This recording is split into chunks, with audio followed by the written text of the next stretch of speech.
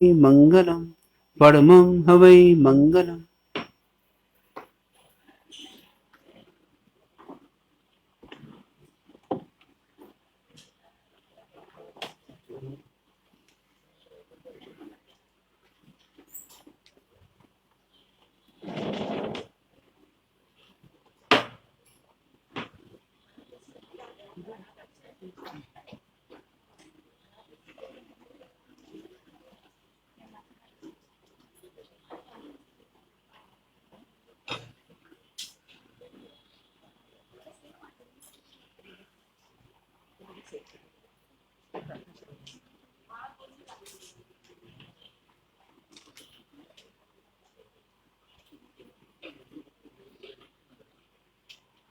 पोषण वाले उगाड़ा पोषण क्रिया करनी वीर्य करके मुपत्ति पढ़नी।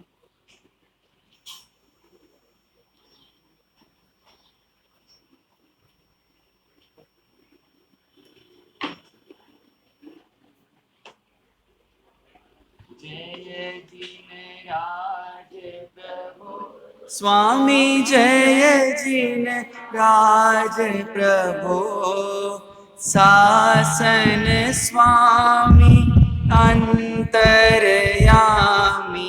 शासन स्वामी अंतरयामी, तीर्थनाथ विभो ओम जय जिनराज प्रभो। अरहा अरहन अरुह अभोगी, ईश्वर अरिहंता ओ स्वामी ईश्वर अरिहंता, केवल दर्शन केवल ज्ञानी, केवल दर्शन केवल ज्ञानी, योगी जयवंता ओम जय जिनराज प्रभो। सत्य सनातन शुद्ध सुखाकर, शंकर शिववासी ओ स्वामी शंकर शिववासी, अजर अमर अज अतुल बलि हो, अजर अमर अज अतुल बलि हो, अविचल अविनाशी ओम जय जिनराज प्रभो। परम पुरुष परमात्म पद कज, प्रियतम प्रियकारी ओ स्वामी प्रियतम प्रियकारी, वीतराग सुख शांति विधाता, वीतराग सुख भव भव भयहारी ओम जय जिनराज प्रभो। तुम ही परम पिता परमेश्वर, तुम ही शिवदाता ओ स्वामी तुम ही शिवदाता, तुम ही सहज सखा हो स्वामी, तुम ही सहज सखा हो स्वामी, मात तात भ्राता ओम जय जिनराज प्रभो। अजब निराली सती तिहारी, महिमा अति भारी ओ स्वामी महिमा अति भारी, चरण कमल में शीस झुकाते, चरण कमल में सुर नर व्रत धारी, ओम जय जिनराज प्रभो। तव समरण से पाप हमारे सारे हट जावे, ओ स्वामी सारे हट जावे। विपदा सारी दूर विलावे, विपदा सारी दूर विलावे। वांछित फल पावे, ओम जय जिनराज प्रभो। आस हमारी पूर्ण करियो, भव दुख दूर करो, ओ स्वामी भव दुख दूर करो। डूबत है अब नाव भंवर में, डूबत है अब नाव भंवर में। सागर पार करो, ओम जय जिनराज प्रभो। भगवान तेरे पद पंकज के हम मधुकर बन जावे, ओ स्वामी मधुकर बन जावे। यही कामना एक हमारी, यही कामना एक हमारी। सत्य पर डट जावे, ओम जय ओ स्वामी जय जिनराज प्रभु, ओ स्वामी जय जिनराज प्रभु। शासन स्वामी अंतर्यामी, शासन स्वामी अंतर्यामी।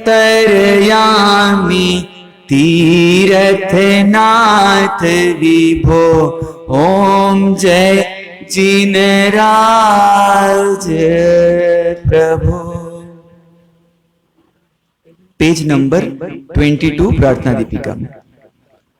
आदि प्रभु ने दिव्य दृष्टि से किया व्यवस्थित जग परिवार।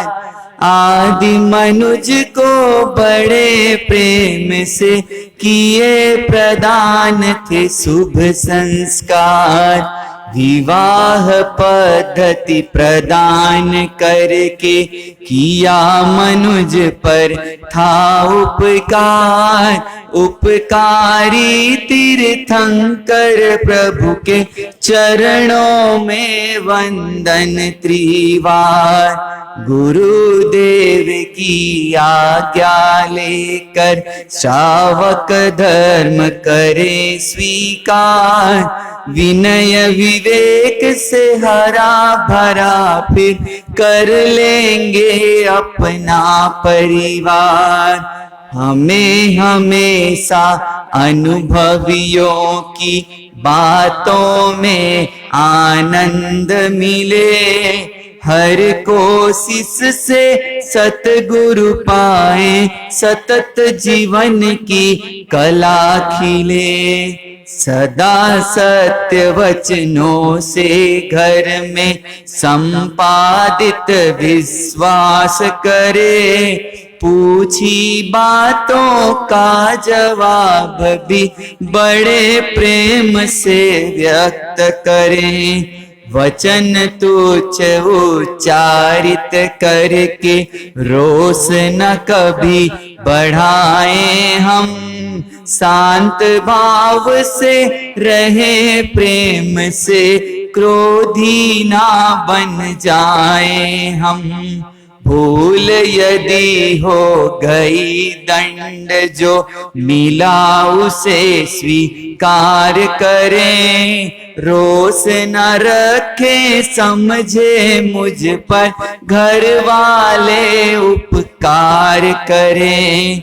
अंतर में जागृत हो करके अपनी भूल सदा देखें। अपने घर परिवार के खातिर सारे सूल सहज झेलें। कपट वृत्ति को मन में रख कर कटुता का विष नहीं घोले। सतपथ पर गतिशील रहे हम, वाणी में अमृत घोले।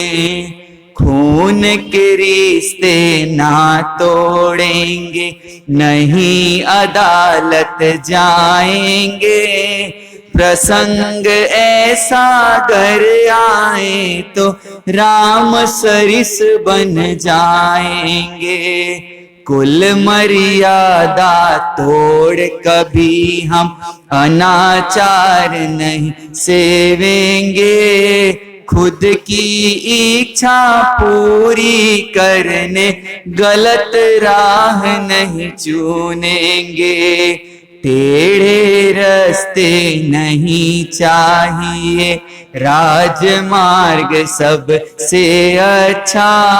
क्षणिक सुखों से नहीं लिपटेंगे, कदम हमारा हो सच्चा। आनंद में परिवार की खातिर भाव विनम्र रखेंगे हम। इंद्रिय सुख की करें उपेक्षा, मधुर विचार की हो सरगम। आलस रोग मिटे सारा ही, इसीलिए श्रम खूब करें। आसन प्राणायाम आदि से जीवन में आरोग्य भरे। अन्य किसी को हीन दृष्टि से घर में कभी न देखें हम। समझदारी से बात करेंगे, व्यर्थ नहीं छेड़ेंगे हम। हल्की हो या भारी कोई वस्तु अकेले ना खाएं। कभी अबोल रहे ना घर में, लक्ष्मी आए या जाए। कभी अबोल रहे ना घर में, लक्ष्मी आए या जाए।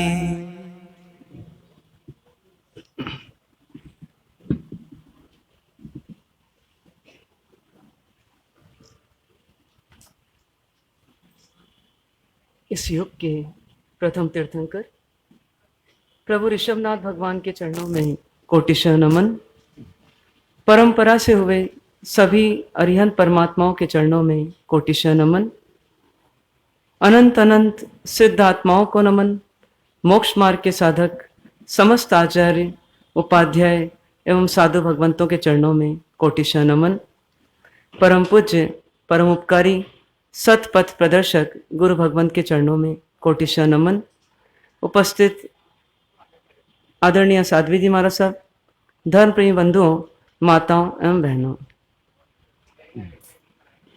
चतुर्मास काल में पिछले 3 दिनों में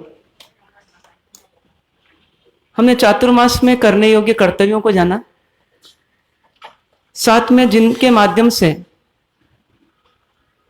हमें सन्मार्ग का ज्ञान मिलता है, ऐसे गुरु पद के महत्व को जाना और अपने आप को गुरु पद के प्रति समर्पित करने की भावना को जगाने का प्रयास भी किया। अब आज से हमारा ये 4 महीने का कारवां शुरू होने जा रहा है। चूंकि आज रविवार है, तो रविवार का एक विशेष विकल्प है कि हम रविवार में अपने परिवार में कैसे जिएं, इस विषय पर चिंतन करने का प्रयास करेंगे। परिवार एक बहाना है मात्र, पर परिवार के माध्यम से समूह में कैसे जीना, यानी एक से अधिक जब हम रहें, 2 या 2 से अधिक रहें, तो उस समय हम कैसे आपस में सामंजस्य बिठाएं, कैसे आपस में समन्वय करें, कैसे आपस में खुशहाली के साथ, शांति के साथ, प्रसन्नता के साथ जीवन जिएं, यह एक हमारी आवश्यकता है और इस विषय पर चिंतन करने की बहुत जरूरत है। तो उसी लक्ष्य को ध्यान में रखते हुए हर रविवार को पर्युषण तक हम इसी विषय का चिंतन करेंगे कि परिवार में कैसे जिया जाए। देखिए, परिवार एक सुंदर सा शब्द आदिनाथ भगवान ने हमें दिया। जब लोग समस्याओं से ग्रस्त थे, उन्हें ना कल्प वृक्षों के साथ जीना आ रहा था और न कल्प वृक्ष उनकी सहायता कर पा रहे थे। ऐसे समय परमात्मा के पास लोग आए और परमात्मा आदिनाथ जी से कहा कि हमारी समस्या है, हम कैसे जीवन जिएं। तो परमात्मा ने कहा कि आप परिवार व्यवस्था को स्थापित करो। परिवार व्यवस्था यानी एक से अधिक आपस में जिए साथ में और जी करके एक दूसरे की आवश्यकताओं की पूर्ति करें। ऐसे 1+1 2 होता है और 1 - 1 0 होता है, लेकिन 1 और 1 एक साथ जुड़ जाए तो 11 हो जाता है। तो यदि एक दूसरे के साथ सहयोगात्मक वातावरण रखेंगे, यदि एक दूसरे के सहयोगी बनेंगे, तो आप 1 और 1 11 हो जाएंगे और आप अपने परिवार की दृष्टि से आत्मनिर्भर हो जाएंगे।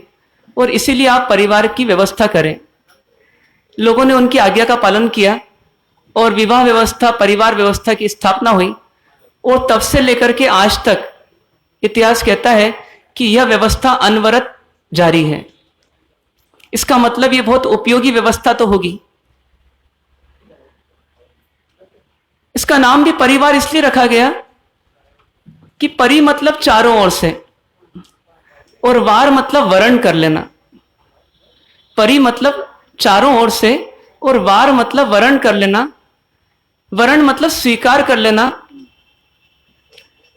तो चारों ओर से जहां सुरक्षा का आश्वासन है, चारों ओर से जहां विकास का आश्वासन है, चारों ओर से जहां पर समृद्धि का आश्वासन है, सुविधा का आश्वासन है, ऐसा एक घेरा, उसका नाम है परिवार। मतलब परिवार एक ऐसा घेरा हो गया कि जहां सुरक्षा भी है, समृद्धि भी है, सन्मति भी है और प्रगति भी है। एक ऐसी व्यवस्था का नाम परिवार हो गया।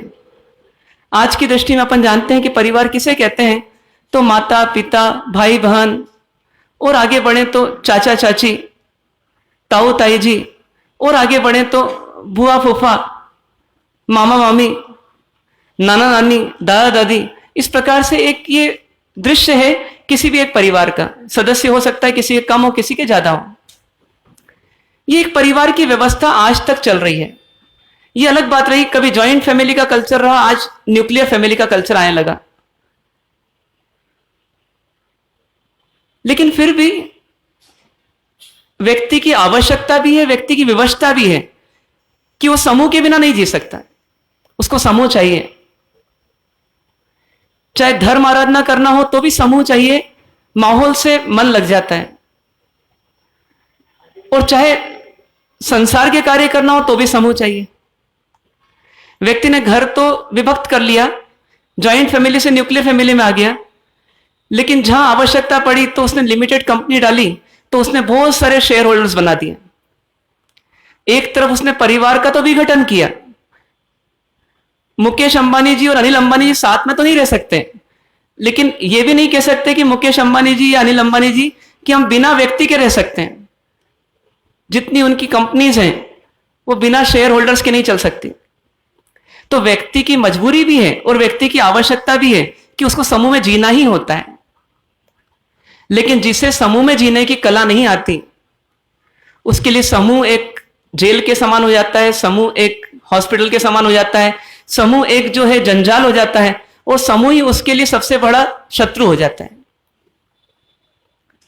इसीलिए अकेले जीने की कला भी आनी चाहिए और समूह में जीने की कला भी आनी चाहिए। नहीं तो यदि परिवार को अपन इंग्लिश में देखें, आधा हिंदी आधा इंग्लिश में देखें, तो परि मतलब चारों ओर से और वार मतलब युद्ध। तो क्या हो जाएगा कि जहां चारों ओर से युद्ध ही युद्ध होते हैं, आपस में एक दूसरे से खींचातानी चलती रहती है, तो समझिए उसका नाम क्या? तो उसका नाम परिवार। तो ऐसा परिवार किसको चाहिए? ऐसा परिवार किसे चाहिए कि जहां सुबह मंदिर की घंटी की आवाज तो नहीं आए, लेकिन आपस में लड़ने झगड़ने की तीखी आवाजें जरूर आ जाए। ऐसा परिवार किसको चाहिए? ऐसे परिवार में न तो व्यक्ति जी सकता है और न धर्म आराधना हो सकती। तो देवगुरु धर्म तो बहुत दूर हो जाते हैं।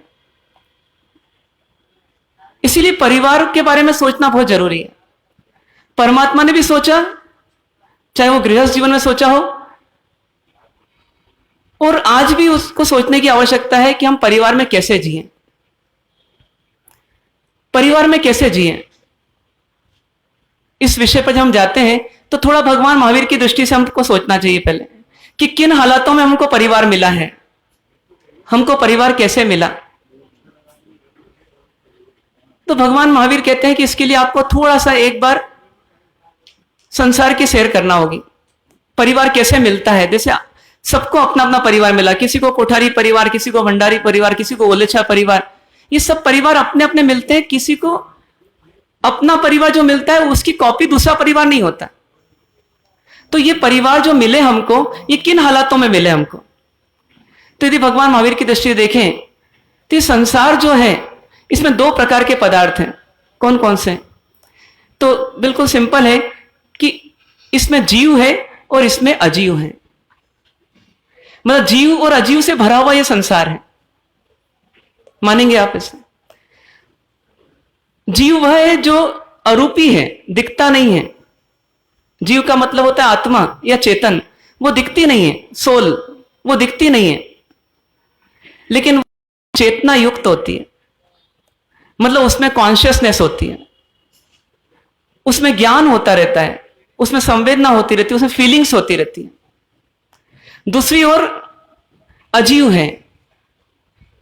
अजीव जड़ होता है, उसमें चेतना नहीं होती, अनकॉन्शियसनेस होती है।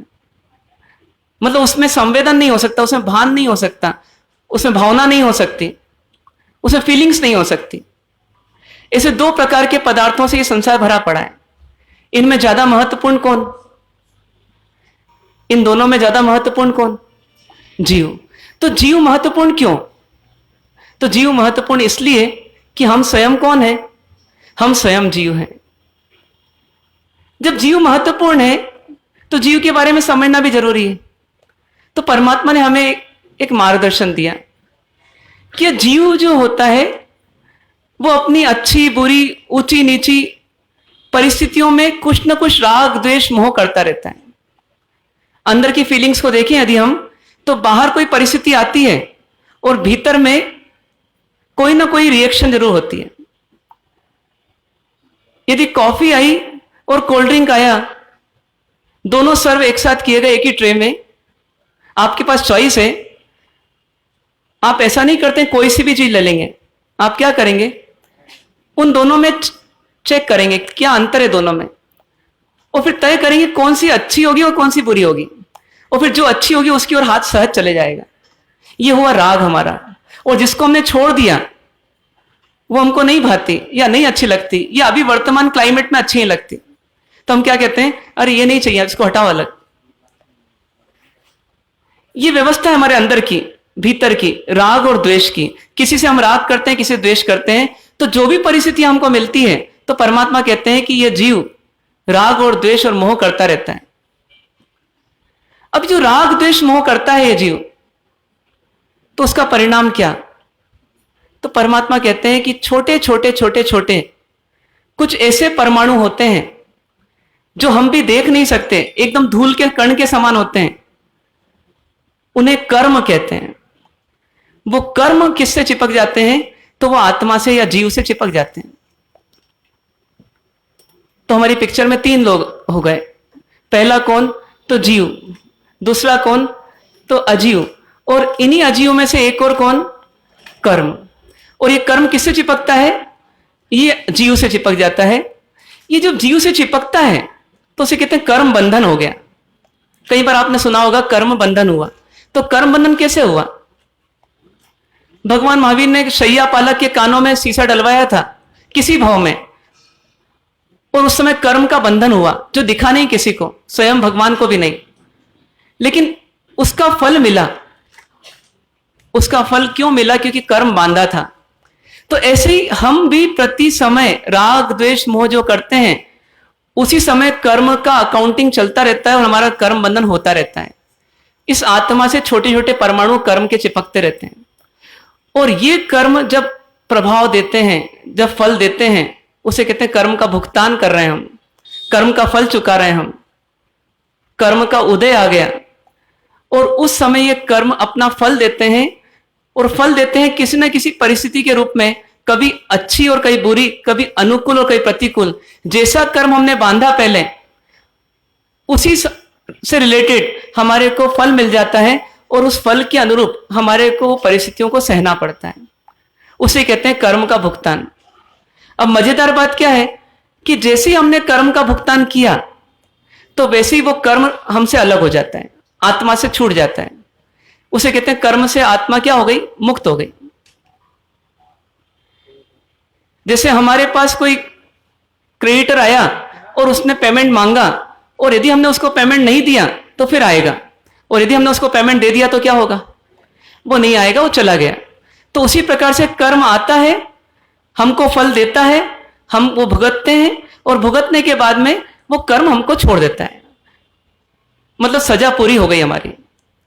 लेकिन इससे मजेदार बात क्या है कि जैसे ही कर्म फल देता है, तो ये जीव जानता नहीं कि मेरा तो फायदा हो रहा है, मुझे तो कर्मों से मुक्ति मिल रही है, और ये जीव वापस क्या कर लेता है कि जैसे ही फल मिलता है तो ये पुनः राग द्वेष मोह कर लेता है, और जैसे ही राग द्वेष मोह करता है तो पुराना कर्म तो चले जाता है, लेकिन नए कर्म के परमाणु क्या होते हैं? पुनः चिपक जाते हैं। इस प्रकार से यह क्रम चलता रहता है। तो इसीलिए ज्ञानी क्या कहते हैं कि अनादि से जीव कर्मों से बंधा हुआ है। अब चूंकि कर्म से बंधा रहता है और कर्म इसको परिस्थिति देते हैं, तो इसको कर्म का भुगतान करने के लिए पूरे संसार में भटकना पड़ता है, और भटकते भटकते कभी गाय बनता है, कभी बैल बनता है, कभी बकरी बनता है, कभी कीड़ा भी बनता है, और कभी पत्ती भी बनता है, और कभी दिखने वाला और कभी नहीं दिखने वाला ऐसा सूक्ष्म जीव भी बन जाता है। कभी गर्भ में आता है और कभी अंडे में जाता है, और कभी तो मिट्टी में पैदा हो जाता है। ऐसे अनेक प्रकार के स्थानों में जन्म लेता रहता है, जीवन जीता रहता है, और फिर मृत्यु को प्राप्त होता है। लेकिन जन्म से मृत्यु का सफर करने के बाद में कर्म पूरा छूटता नहीं है, इसलिए वापस कर्म कहीं और जन्म के लिए ले जाता है। इस प्रकार का ये पूरा बंधन चल रहा है। मानो एक ऐसा कैदी है, जो कैदी बिल्कुल यूं कहें कि एकदम भयंकर आतंकवादी है, तो उस आतंकवादी को कभी सरकार इस जेल में रखती है, और कभी ऐसा लगता है कि अब यहां पर उसकी कुछ ना कुछ सुराग निकल रहे हैं, तो उसको दूसरी जेल में ले जाते हैं, और दूसरी जेल से फिर तीसरी जेल में ले जाते हैं। तो कई बार वो जेल से निकलता तो है, लेकिन जेल से निकल करके भी कहां जाता है? तो पुनः जेल में ही जाता है। तो उसी प्रकार से यह कैदी भी चार गति रूप चौराहे पर, कभी दाएं से बाएं और कभी पूर्व से पश्चिम, कभी उत्तर दक्षिण, ऐसा ले जाया जाता है। किसके द्वारा? तो 8 प्रकार के कर्मों के द्वारा। इस प्रकार से यह एक क्रम चलता रहता है। आप बता सकते हो आपके परिवार हमें कैसे मिला? परिवार किन हालातों में मिला? तो हम कहीं ना कहीं कर्म का भुगतान करते करते करते करते कर्म के द्वारा कहां ले आए गए? तो किसी गोलछा परिवार में, और किसी भंडारी परिवार में, और किसी कोठारी परिवार में ले आए गए। और फिर ऐसे कुछ कैदी और कुछ जीवात्माएं, और वो भी अपने अपने कर्म के उदय से कहां आ गई? उसी गोलछा परिवार में, उसी कोठारी परिवार में, उसी भंडारी परिवार में आ गई। और फिर सब साथ में जी रहे हैं, सब साथ में जी रहे हैं। कब तक? कब तक? बस जब तक कर्मों का भुगतान जिससे बचा है तब तक के लिए। लेकिन अब यहां रहते हुए व्यवहार चलाने के लिए किसी जीवात्मा को क्या नाम दे दिया कि ये मां है हमारे घर की, किसी जीवात्मा को क्या नाम दे दिया, ये पिताजी है हमारे घर के, किसी को बोला ये बहन है हमारी, किसी को बोला ये हमारी चचेरी बहन है, किसी को बोला बुआ है, किसी को फूफा, किसी को मामा, किसी को मामी, किसी को काका, किसी को काकी। ऐसे अनेक प्रकार के रोल दे दिए गए। और कभी कभी किसी किसी का जन्म के साथ सहयोग नहीं हो पाया, लेकिन बात का सहयोग लिखा था। तो वो पत्नी बन करके आ गई, वो फिर बच्चा बन करके आ गया, संतान बन करके आ गया, वो बच्ची बन करके आ गई। अब जिसका जैसा कर्म का उदय था उसको वैसी वैसी परिस्थिति मिल गई। जैसे ताश के पत्ते खेलने वाले जब बैठते हैं महफिल में तो उस समय सोचते तो यही कि मेरे को इक्का मिलेगा, लेकिन हर एक को इक्का नहीं मिलता। तो किसी को दुक्की भी मिलती है और किसी को दस्सी भी मिलती है और किसी को इक्का ही मिल जाता है। लेकिन उनमें एक ईमानदारी होती है जो हम में नहीं है। वो भले ही जुआ खेल रहे हो, उनमें क्या ईमानदारी है कि जो पत्ते बढ़ गए अब मुझे खेलना तो इससे ही है। वो एक बार भी नहीं सोचते कि इसका इक्का मुझको मिल जाए और मेरी दुक्की इसके पास चली जाए। अब खेलूंगा इन्हीं पत्तों से। ठीक हमारा भी संकल्प क्या होना चाहिए कि कर्मों ने जो पत्ते बांटना थे बांट दिए, जिसको बहू बनाना था बना दिया और जिसको सास बनाना थी बना दिए। अब मुझे खेलना किसके साथ है? मुझे इसके साथ ही खेलना है। अब खेलना कैसे? जीतने के लिए कि हारने के लिए? जीतने के लिए कि हारने के लिए? जीतने के लिए। तो जीतने के लिए खेलना है तो जीत की एक शर्त है। जीत की क्या शर्त है? कि इस परिवार में रहते हमारे 3 लक्ष्य की पूर्ति होनी चाहिए। इस परिवार में रहते हुए 3 लक्ष्य की पूर्ति होनी चाहिए तो हमारी जीत है। और इन 3 लक्ष्यों की पूर्ति नहीं हुई तो निश्चित तौर पर हमारी करारी हार है। 3 लक्ष्य क्या होंगे? परिवार में रह रहे हैं हम, कुछ लोगों को मेरे से ज्यादा अनुभव होगा परिवार में रहने का। घोड़ी में बैठते हुए क्या मजा आता है वो अनुभव आपको होगा ना, और उसके बाद का मजा भी ज्यादा अनुभव में होगा। तो 3 लक्ष्य होना चाहिए हमारे परिवार में जीने के। वो 3 लक्ष्य क्या? पहला लक्ष्य शांति।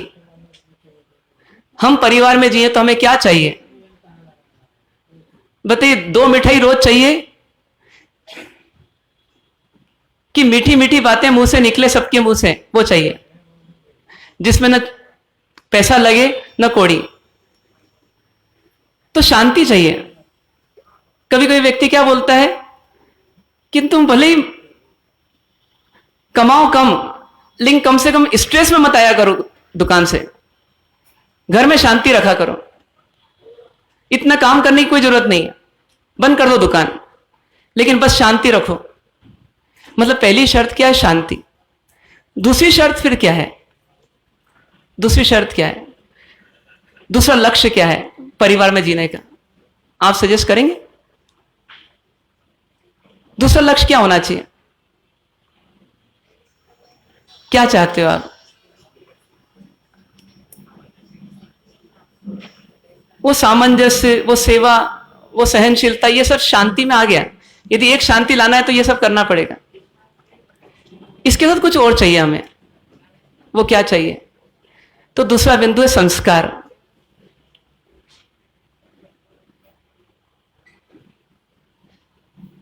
चार लोग घर में रहते हैं, पति पत्नी दोनों बच्चे, और सब में शांति है क्योंकि सब अपने अपने मजे में, अपने अपने मजे में हैं, अपनी अपनी पार्टी अटेंड करते हैं, अपने अपना कल्चर में जीते हैं। जैसे जीना चाहिए वैसे जीते हैं, जैसे जीना नहीं चाहिए वैसा भी जीते हैं, जैसी मर्जी वैसा जीते हैं। लेकिन बस बाप और बेटे दोनों मिलकर के शराब पीते हैं। बेटा अपनी गर्लफ्रेंड के बारे में बात करता रहता है पिताजी से, पिताजी को कोई दिक्कत नहीं है। ऐसे परिवार का भविष्य कितना उज्जवल होगा? अंधकारमय। कारण क्या है? आपने क्या चीज देखी उस परिवार में जिससे आपको एकदम लगा शांति तो है, पैसा भी होगा, शांति भी होगी, सब कुछ है, पुण्य का उदय भी है, लेकिन वहां क्या नहीं है? संस्कार नहीं है। और संस्कार नहीं है तो शांति भी खतरे में है। शांति नहीं है तो संस्कार खतरे में है, और संस्कार नहीं है तो शांति खतरे में। दोनों एक दूसरे पर निर्भर भी हैं, इसलिए दोनों का अपना अपना व्यक्तिगत महत्व है। शांति भी बढ़ना चाहिए और संस्कारों की वृद्धि होनी चाहिए। और इसके साथ और क्या चाहिए? इसके साथ और क्या चाहिए? तीसरा लक्ष्य क्या? कोई बताएंगे? जोर से। समन्वय होगा तभी शांति रहेगी।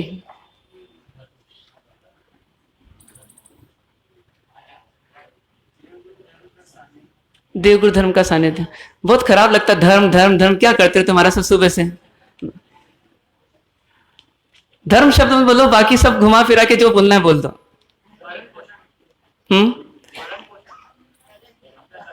तीसरा बिंदु है प्रगति, डेवलपमेंट। आप कोई भी इंस्टीट्यूशन को ज्वाइन करो, किसी कंपनी को ज्वाइन करो, आप अल्टीमेटली क्या चाहते हो? मेरा डेवलपमेंट हो।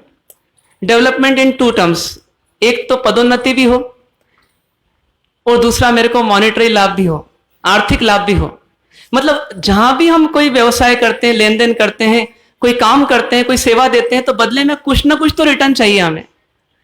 वो है हमारा डेवलपमेंट, वो हमारी प्रोग्रेस है। तो यदि हमने परिवार रूपी इंस्टीट्यूशन में, परिवार रूपी संस्था में अपना अमूल्य समय दिया, जन्म से लेकर मृत्यु तक, तो इसके बदले में हमारी इतनी तो आकांक्षा होनी चाहिए कि मेरा क्या हो? तो मेरा विकास हो। और विकास नहीं है तो कोई मतलब नहीं। आज हमने साधु जीवन में अपने आप को शामिल किया, तो साधु जीवन में आने के बाद हमारा लक्ष्य क्या? तो हमारा लक्ष्य यह है कि यदि हम आत्म कल्याण के लिए आए हैं तो हमारे आत्मा का कल्याण होना चाहिए, वो नेट प्रॉफिट है हमारा। यदि दुकान पर 8 घंटे देते हैं तो दुकान का डेवलपमेंट होना चाहिए और दुकान के माध्यम से आपके जीवन का डेवलपमेंट होना चाहिए। मतलब डेवलपमेंट के बिना कौन रह सकता है? और जो रह जाए वो पशु होता है, क्योंकि पशु को विकास की नहीं पड़ी रहती। पशु को तो बस अपने निर्वाह की पड़ी रहती है, जीवन निर्वाह करना है, खाना पीना, बस जीना है। लेकिन मनुष्य एक ऐसा प्राणी है जो सोचता है मेरा विकास हो, कुछ बनना चाहता है, वो कुछ होना चाहता है, कुछ करना चाहता है, कुछ कर गुजरना चाहता है। अरमान रहते हैं, सपने रहते हैं। तो यदि परिवार में हम अपना इतना बड़ा टाइम का, एनर्जी का इन्वेस्टमेंट कर रहे हैं, तो उसके बदले में हमारा रिटर्न ये होना चाहिए कि हमारा डेवलपमेंट होना चाहिए। डेवलपमेंट इन टू टर्म्स, 2 तरीके से डेवलपमेंट हम चाहते हैं, जो एक सामान्य प्राणी चाहता है। एक जीवन निर्वाह की व्यवस्था में विकास हो, रोटी कपड़ा मकान आदि की व्यवस्था में विकास हो। तो दूसरी ओर हमारा विकास हम ये चाहते हैं, जो समझदार होते हैं, जो विचारशील होते हैं, वो चाहते हैं कि आत्म कल्याण हो, मतलब मेरा इंटरनल डेवलपमेंट हो। क्योंकि एक्सटर्नल डेवलपमेंट की कीमत कब तक? जब तक प्राण है तब तक। आपके पास 2000 फीट की जमीन है कि 2 लाख स्क्वायर फीट की जमीन है, पर वो सबका मूल्य कब तक है? जब तक आप शमशान नहीं पहुंचे। जिस दिन शमशान जाने का समय आ गया, समझ जाइए उनका मूल्य खत्म हो गया। अब वो झोपड़ी वाला मरे या महल वाला मरे, मरने के बाद राख की क्वालिटी दोनों की एक जैसी। तो इसीलिए जीवन निर्वाह की अपनी लिमिटेशन है कि आप ज्यादा भी कर दोगे तो उसका कोई विशेष फायदा नहीं। लेकिन जीवन निर्वाह के साथ जीवन निर्माण हो जाए, मतलब आत्म कल्याण हो जाए, मतलब इंटरनल डेवलपमेंट हो जाए, मतलब आत्मा का विकास हो। तो ये जो भाव भ्रमण चल रहा है हमारा, जो पहले बात की अपन ने, किसके कारण से? तो कर्मों के कारण से। तो राग द्वेष मोह कम करके हम यदि कर्मों को सीमित कर दें और कर्मों से मुक्ति के पथ पर आगे बढ़ जाएं, तो एक दिन ऐसा आएगा कि ये कर्मों से जैसे हम मुक्त होंगे, तो अब हमें नए जगहों पर जाकर के, योनियों में जाकर के हमको भटकना नहीं पड़ेगा। हमको बार बार सुख दुख झेलना नहीं पड़ेगा, बार बार संयोग वियोग झेलना नहीं पड़ेगा, बार बार शरीर मिले, व्यवस्था मिले, फिर उनके प्रपंचों में हम घिरे रहें और हमारी शांति बार बार भंग होती रहे, ऐसा समय नहीं देखना पड़ेगा। मतलब हम कर्मों से मुक्त हो जाएंगे। तो 2 काम करना इस जीवन में रह करके, इस परिवार में रह करके। एक, प्रगति हमारी बाहरी करना जिससे हमारा जीवन का गुजारा हो जाए, पर उसके साथ साथ ज्यादा महत्वपूर्ण कि हम अपना अंतरंग विकास कर लें, आत्म कल्याण करें, जिससे कि हम इन राग द्वेष मोह के चक्कर से मुक्त होकर के ये बार बार गति में भटकने का क्रम बंद कर दें। भगवान महावीर का ये उपदेश जब हमको मिलता है और हम जब इससे सहमत होते हैं, तो हमारा फिर पथ होता है कि अब परिवार में ऐसा जियो कि जिससे हमारी शांति भी रहे, हमारे संस्कारों की वृद्धि भी हो और हमारी प्रगति भी हो।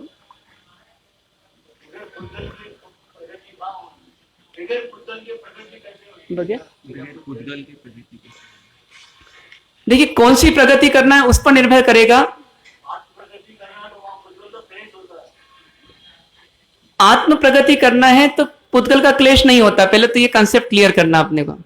मतलब बाहरी व्यवस्था आत्म कल्याण में वास्तव में बाधक नहीं है। आत्मा का कल्याण आत्मा से ही होता है मूल में। सिर्फ साधन जो रहते हैं, वो साधन हमारे को पुद्गलों के माध्यम से मिलते हैं, चाहे वो उपाश्रय हो, चाहे वो मंदिर हो, चाहे वो स्थानक हो। ये व्यवस्था हमारे को जड़ की मिलती है, मतलब ये अजीव की मिलती है, लेकिन ये सिर्फ धर्म करने के साधन है, आत्म कल्याण के साधन है। यदि हमारी परिस्थिति हमारे को किसी पुद्गल विशेष से मिलने नहीं दे रही है, ऐसा हो सकता है जैसे किसी को कान से सुनने की प्रॉब्लम आ जाए तो उसका पुद्गल, उसका शरीर काम नहीं कर रहा, या उसका हो सकता है कि बेटा जो है वो पिताजी को मंदिर नहीं जाने देता, उसे बंदिश लगाता है तो पुद्गल से मिलने नहीं देता, इतना हो सकता है। लेकिन कोई भी पुद्गल हमारी समता को बाधित नहीं कर सकता, हमारी समता को भंग नहीं कर सकता। नदी जो होती है वो नदी का एक रास्ता यदि व्यक्ति रोकता भी है तो नदी क्या करती है, अपना दूसरा रास्ता बनाती है, पर वो अपना प्रवाह नहीं रोकती। उसी प्रकार से जिसको आत्म कल्याण करना है वो क्या करता है कि जो परिस्थिति मुझे चाहिए उसके लिए मैं प्रयास करता हूं, लेकिन प्रयास करने पर भी जैसी परिस्थिति चाहता हूं, मंदिर, उपाश्रय, स्थानक, धर्म ग्रंथ आदि चाहता हूं, वो नहीं मिलते हैं, तो जो परिस्थिति मिलती है उसमें मैं अपना आत्म कल्याण कर लूं। विचक्षण श्री महाराज साहब ने जब शरीर साथ दे रहा था तो शरीर के साथ साधना कर ली, और शरीर ने साथ देना बंद किया तो शरीर के बिना साधना कर डाली। तो साधना करने के लिए पुद्गल एक माध्यम हो सकता है, लेकिन पुद्गल विशेष ही मुझे मिले वो शर्त हमारी नहीं होनी चाहिए। जो पुद्गल की व्यवस्था मिल रही है उसमें मैं बेस्ट क्या कर सकता हूं, मैं अपना काम कर डालूं। तो इस प्रकार से यदि हम देखें तो परिवार में रहने के हमारे 3 लक्ष्य हुए। अब इन 3 लक्ष्य में सबसे महत्वपूर्ण कौन सा, इन 3 लक्ष्य में सबसे महत्वपूर्ण कौन सा? संस्कार, प्रगति या शांति? संस्कार। संस्कार की आवश्यकता जरूर है, लेकिन संस्कार के लिए भूमिका क्या चाहिए? तो शांति की। आप किसी को अशांत करके संस्कार दे सकते हो तो ऐसा कोई एक उदाहरण बताइए। किसी का दिमाग खराब कर दिया, अब उसको बोलो कि जाओ मंदिर जाओ, भेज सकते हो किसी को? बहुत मुश्किल है, असंभव है। इसलिए पहले तो शांति की भूमिका ही चाहिए, चाहे संसार के काम करना हो चाहे धर्म का काम करना हो। लेकिन सबसे पहले हमारे मन में शांति नहीं होगी, हमारे जीवन में शांति नहीं होगी, तो हम कोई भी काम पूरे मनोयोग से और पूरे एकाग्र होकर के पूरी तल्लीनता से कर नहीं पाएंगे, तो किसी दूसरे काम में सफलता नहीं मिलेगी। इसलिए सबसे पहली शर्त क्या है कि जैसे हम बोलते हैं कि हमारे को श्वास तो चाहिए, हम भले 56 पकवान खाएं या ना खाएं, भले हम घर में हो कि बाजार में हो, भले हम टीवी देख रहे हो या एकांत में हो, और भले ही हम अभी क्लेश कला में हो या भले ही हम किसी उपवन में हो, लेकिन हमारे को श्वास तो चाहिए ही चाहिए। श्वास के बिना हमारा जीवन संभव नहीं है। उसी प्रकार से हमारे को एक सोच बनाना, क्या सोच बनाना कि शांति के बिना मेरा जीवन का कोई मतलब नहीं है, कोई अर्थ नहीं है। जीवन में शांति तो रखना ही है, और शांति रखते हुए जितना कर सकूं उतना करना है, पर शांति नहीं खोना है एट एनी कॉस्ट। कोई बोले कि आपको इतना पैसा देते हैं, बस आप अपनी शांति खो दीजिए, तो आप शांति खो देंगे और मालामाल हो भी जाएंगे, तो उस माल का कोई उपयोग जीवन में नहीं रहेगा। इसलिए सबसे पहली शर्त हमारी यह है, और वो उसके लिए हम ही रिस्पॉन्सिबल है, कोई दूसरा रिस्पॉन्सिबल नहीं है, कि मैं अपनी शांति खो करके किसी चीज को पाने का प्रयास ना करूं। मुझे अपनी शांति को बरकरार रखना है, और नहीं रहती है तो उसको प्रयास करके लाना है, लेकिन शांति ही रहना चाहिए जीवन में, उसके बाद सब चीजें आती हैं। यदि भारत और पाकिस्तान का युद्ध भी हो जाए तो हम सबसे पहली अपेक्षा ये रखेंगे कि जो भी सेना नायक हैं वो सबसे पहले अपने मन को कैसा रखें, एकदम काम एंड क्वाइट, एकदम शांत। और शांत मन होगा तो युद्ध का डिसीजन भी सही हो पाएगा। अशांत मन में बुद्धिमान से बुद्धिमान व्यक्ति का डिसीजन भी गलत हो जाता है। तो इसलिए सबसे पहली शर्त हमारी क्या है कि हमें शांति चाहिए। शांति कब चाहिए? तो सुबह भी चाहिए, दोपहर में भी चाहिए और शाम को भी चाहिए। दिन में कितनी बार? 3 बार। क्यों महाराज साहब ने बोला ना अभी? 3 बार नहीं, हर समय शांति चाहिए, क्योंकि एक समय की अशांति आपके घंटों को बर्बाद कर सकती है। इसे शांति हर समय चाहिए। अब जब शांति चाहिए तो शांति कैसे आएगी? शांति कैसे आएगी बताइए? शांति कैसे आ सकती है? किसी व्यक्ति ने शांति बहन से शादी कर ली तो शांति हो गई इसको, वो बोलता है उस दिन से अशांति हुई। तो शांति कैसे आएगी? कहीं बाहर से शांति आएगी या अंदर से शांति आएगी? सोच लीजिए, अंदर से शांति आएगी। और शांति कैसे आती है? यदि बिल्कुल शांति का शॉर्टेस्ट फॉर्मूला देखें तो शांति यानी संतोष। जहां संतोष है वहां शांति है, जहां असंतोष है वहां अशांति है। मतलब यदि आप संतुष्ट हैं तो आपकी शांति है, आप असंतुष्ट हैं मतलब अशांति है। 100 में से 99 नंबर किसी बच्चे को आए, वो शांत हो रहेगा कि अशांत हो जाएगा? बताइए। 100 में से 99 नंबर उसको मिले हैं, वो आपको आनंद में मिलेगा, शांत मिलेगा कि अशांत मिलेगा? क्या उत्तर आएगा? इसका कोई एक उत्तर नहीं है। क्यों? वो 99 को देख रहा है तो शांत है, वो एक को देख रहा है यदि तो शायद वो 35 नंबर वाला ज्यादा खुश है उससे, अरे मैं पास हो गया। और 99 नंबर वाला दुखी है क्योंकि मैं 100 नंबर नहीं ला पाया। तो शांति का संबंध हमारी सोच से ही है। हमारी सोच में संतुष्टि की ओर दृष्टि रहेगी, हम शांत रहेंगे। असंतुष्टि की ओर दृष्टि रहेगी, हम अशांत रहेंगे।